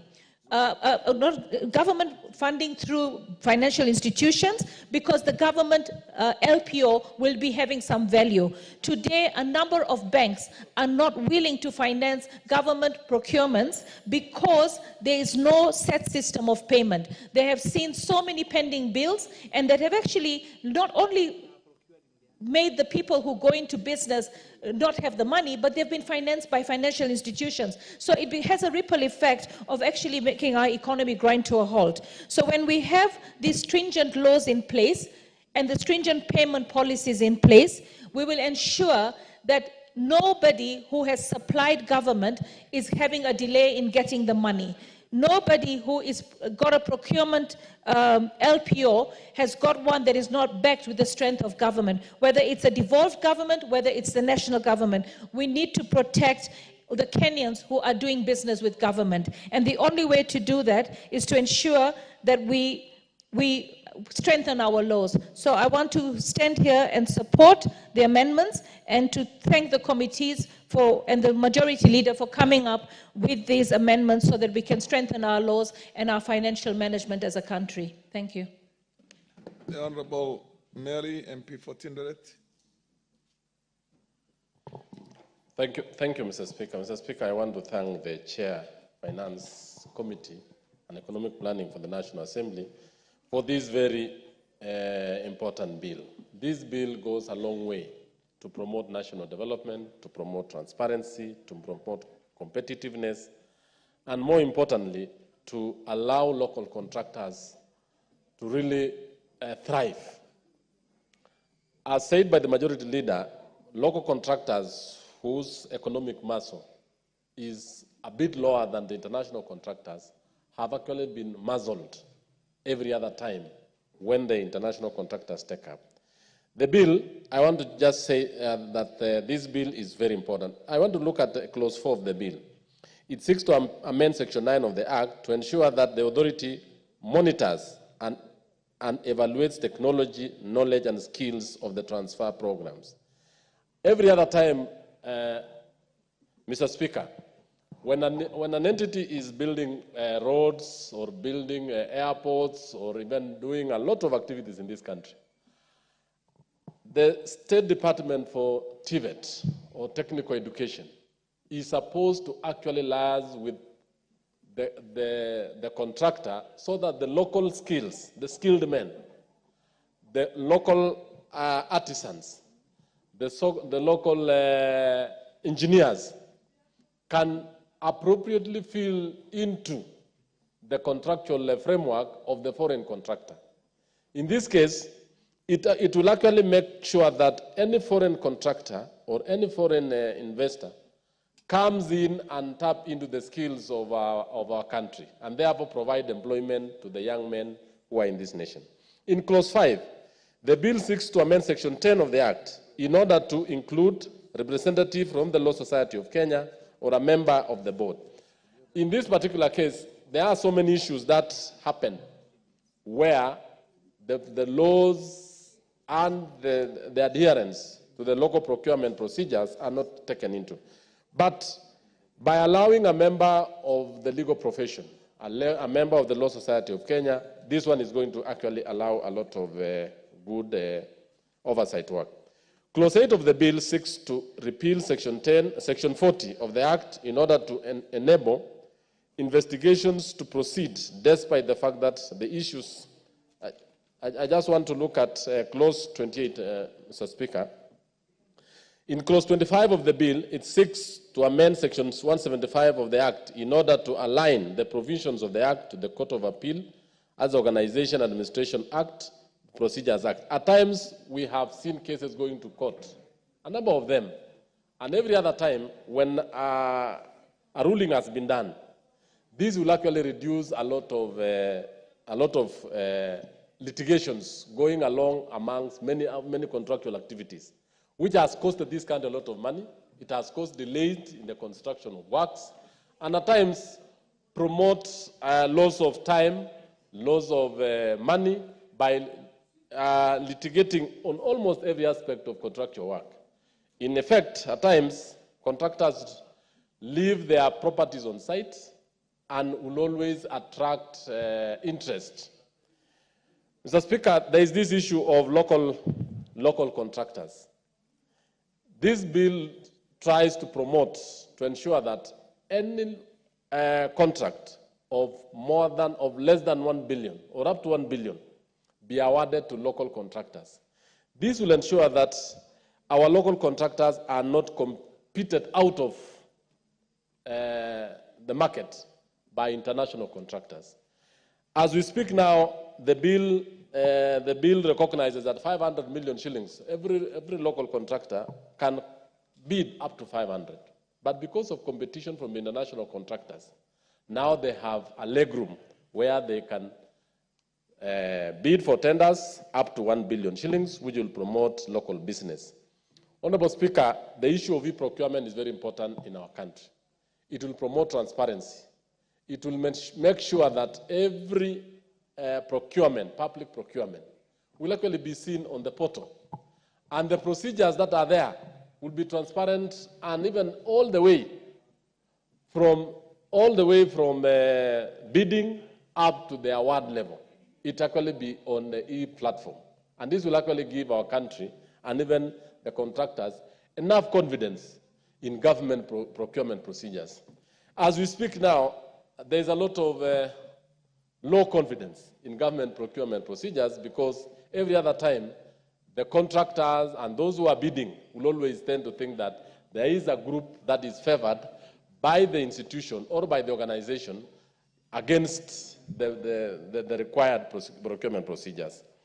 Honorable Speaker, we also, this bill also seeks to actually ensure that this bill also seeks to amend the Public Procurement and Disposal Act to prescribe the threshold of procurement to be awarded to the local firms and also local skilled men. The majority leader has just said that at times, when the Nairobi Expressway was constructed, or majority of the internationally funded or donor-funded roads or projects, the donor nation or the donor will always give very stringent requirement that, one, they need to make sure that they give the farm from the country of origin or the donating nation. Or two, certain skilled men come also from that particular country. By so doing, it will actually kill the morale, the spirit, and even the ability of Kenyans that we have very good engineers that can be able to even design and to even work on these projects even than foreign workers. Lastly, Honorable Speaker, the bill also seeks to amend Section 50 of the Act in order to provide for the offenses with regard to contract administration. At times, Honorable Speaker, some local Kenyans, for example, can be induced by foreigners to register companies on their behalf, that they will look that they are actually local, but in extent it is foreign-owned.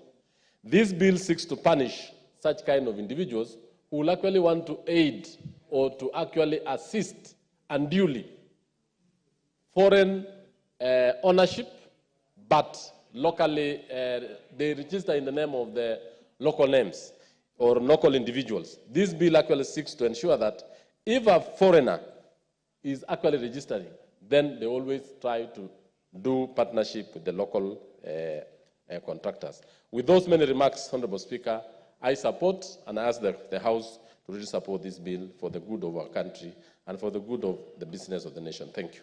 The Honorable Mutembei. Mr. Speaker, I rise to support this wonderful bill. I, by the grace of God, was here in the last parliament, and I know the zeal and the desire the Honorable Kuria Kimani had to have this bill materialize to a law. Unfortunately, it didn't happen, so we have an opportunity to make Honorable Kimani Kuria proud as a member of parliament, because he's a brilliant young lawmaker.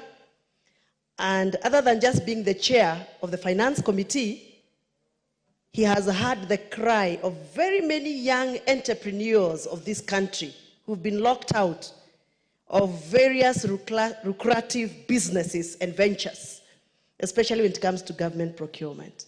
This is a wonderful bill. How I wish that members of this House are going to support it so that we can give opportunity to the young people, the young innovators of this country who have ideas and massive ideas that have not got an opportunity to attract the government procurement eyes. Mr. Speaker, the other day I participated in a forum where coffee farmers and coffee processors were in the room and were looking for opportunities to have an advantage to sell their value-added coffee to the government of Kenya.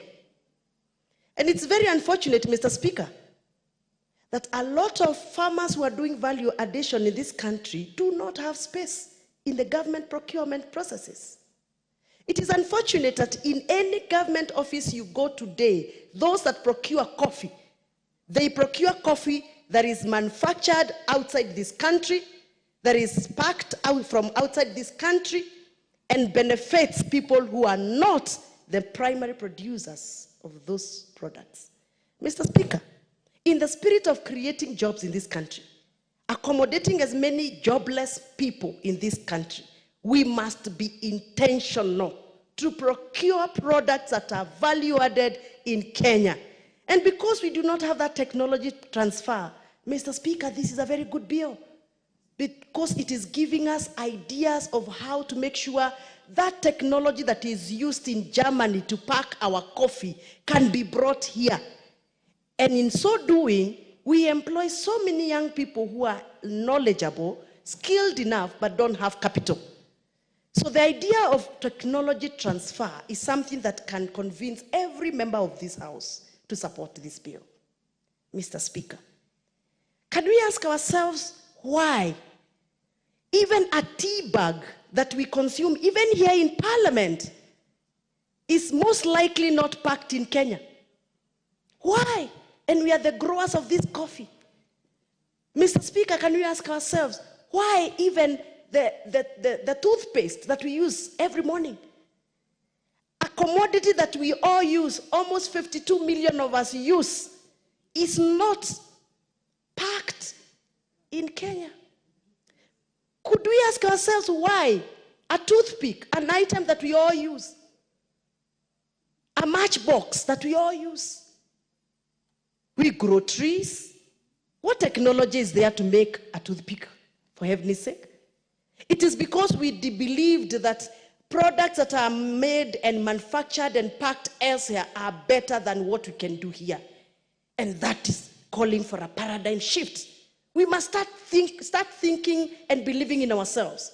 And therefore, an incoming bill like this that is going to give a window to the new innovators of this country to allow investors to come and partner with locals and integrate the knowledge and experiences is a welcome idea. Mr. Speaker, I look forward to a day where a government procurement process will accommodate 70% of locally value-added farmers' produce. The other day I saw a communication coming, I think, from the Office of Controller of Budget, if I'm not wrong, but I need to be corrected. A memo that was saying that so that we can cut government expenditure, we need to stop consuming tea and coffee in offices. I mean, when we say that we are not going to stop consuming coffee and tea in offices, what are we telling our farmers? We are telling them that we are not interested in consuming their coffee and tea. And anybody who is the venture of value addition has no market. I mean, sometimes you also need to do some consultations when you're writing some of these memos. So you're telling people not to consume tea and coffee in offices because there are government measures to reduce expenditure. But you're still buying water, which is more expensive than a cup of tea, in those offices. You're still serving water in bottles. And this is a bottle that is exported because we hardly make these bottles here. And what are we telling our farmers? So this bill brought by the Honorable Kimani Kuria, the young lawmaker from Molo, is a wonderful bill.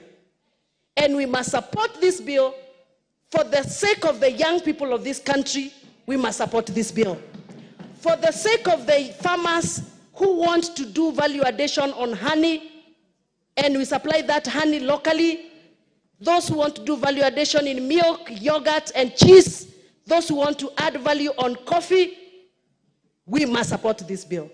And therefore, I proudly support this bill and congratulate the honorable member for this wonderful input. Asante.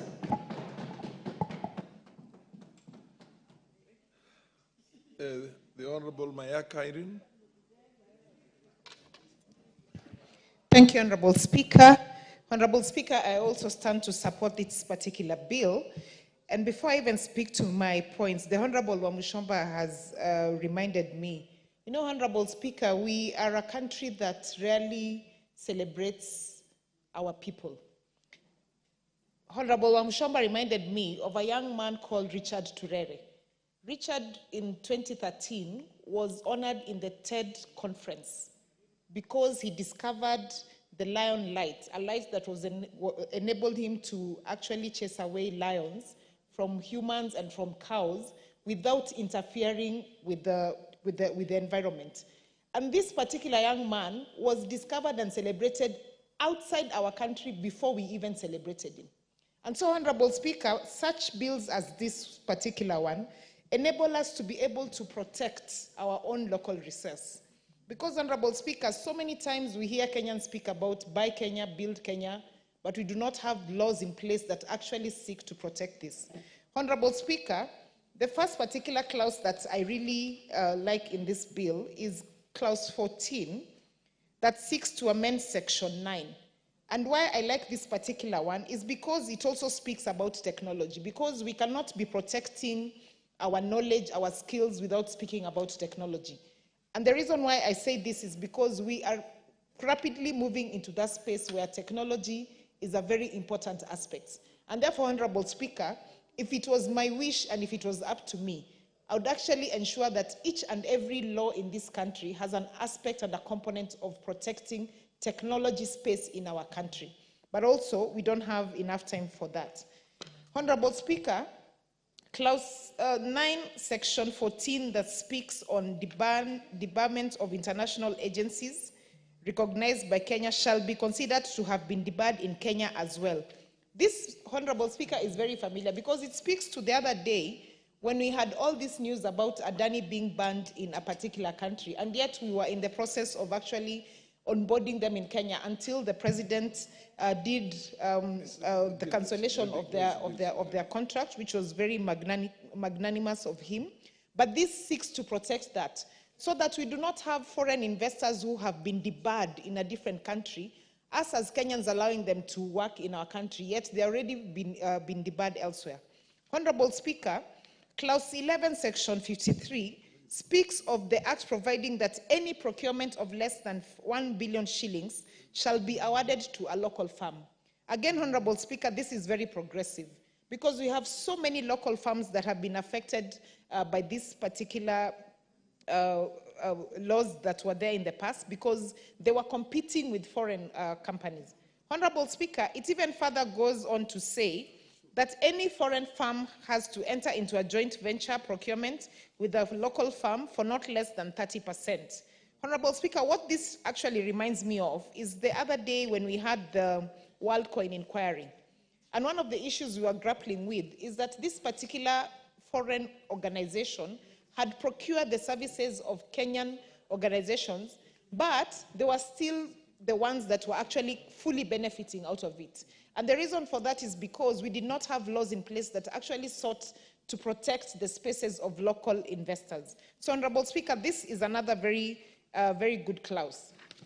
Honorable Speaker, again, when you look at Clause 14, Section 83, Part 2, which speaks about the diligence and evaluation committee of any procurement that has been done, because it speaks about visiting contractors' offices, inspecting of plants, equipment, and completed works, which ideally, Honorable Speaker, most of the time, when payment is done, we don't see people going out of their way to ensure that they've actually done a proper inspection of jobs before they are paid. So this is going to make sure that before you are actually paid for a job that you have been contracted to have done, there must be field site visits, and there must be proper documentation for that before that payment is actually done.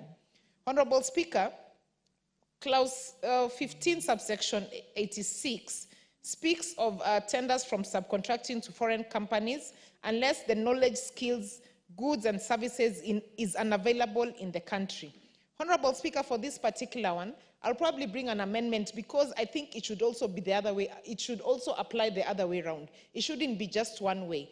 So that in case where a foreign company has been given a contract and their skills and knowledge they want to subcontract another foreign company, they shouldn't be allowed to do that.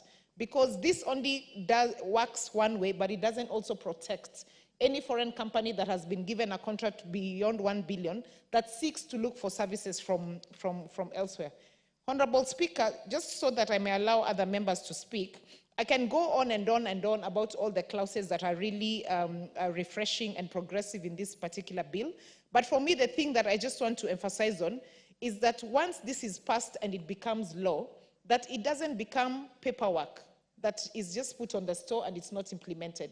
I just want to urge us to make sure that this is fully implemented so that it actually works for local manufacturers and local farms. Having said that, Honorable Speaker, I do support and submit. I thank you. The MP for Nandi Hills.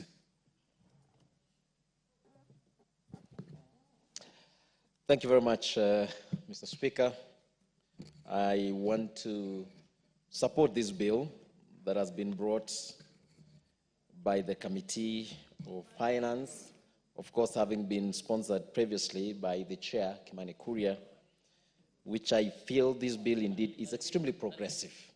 This is a bill of its own kind. It's going to have a great impact in the business people of our nation. I think in line with the State of the Nation address recently, the President mentioned that he wants the procurement systems to go E. And so part of these proposals that have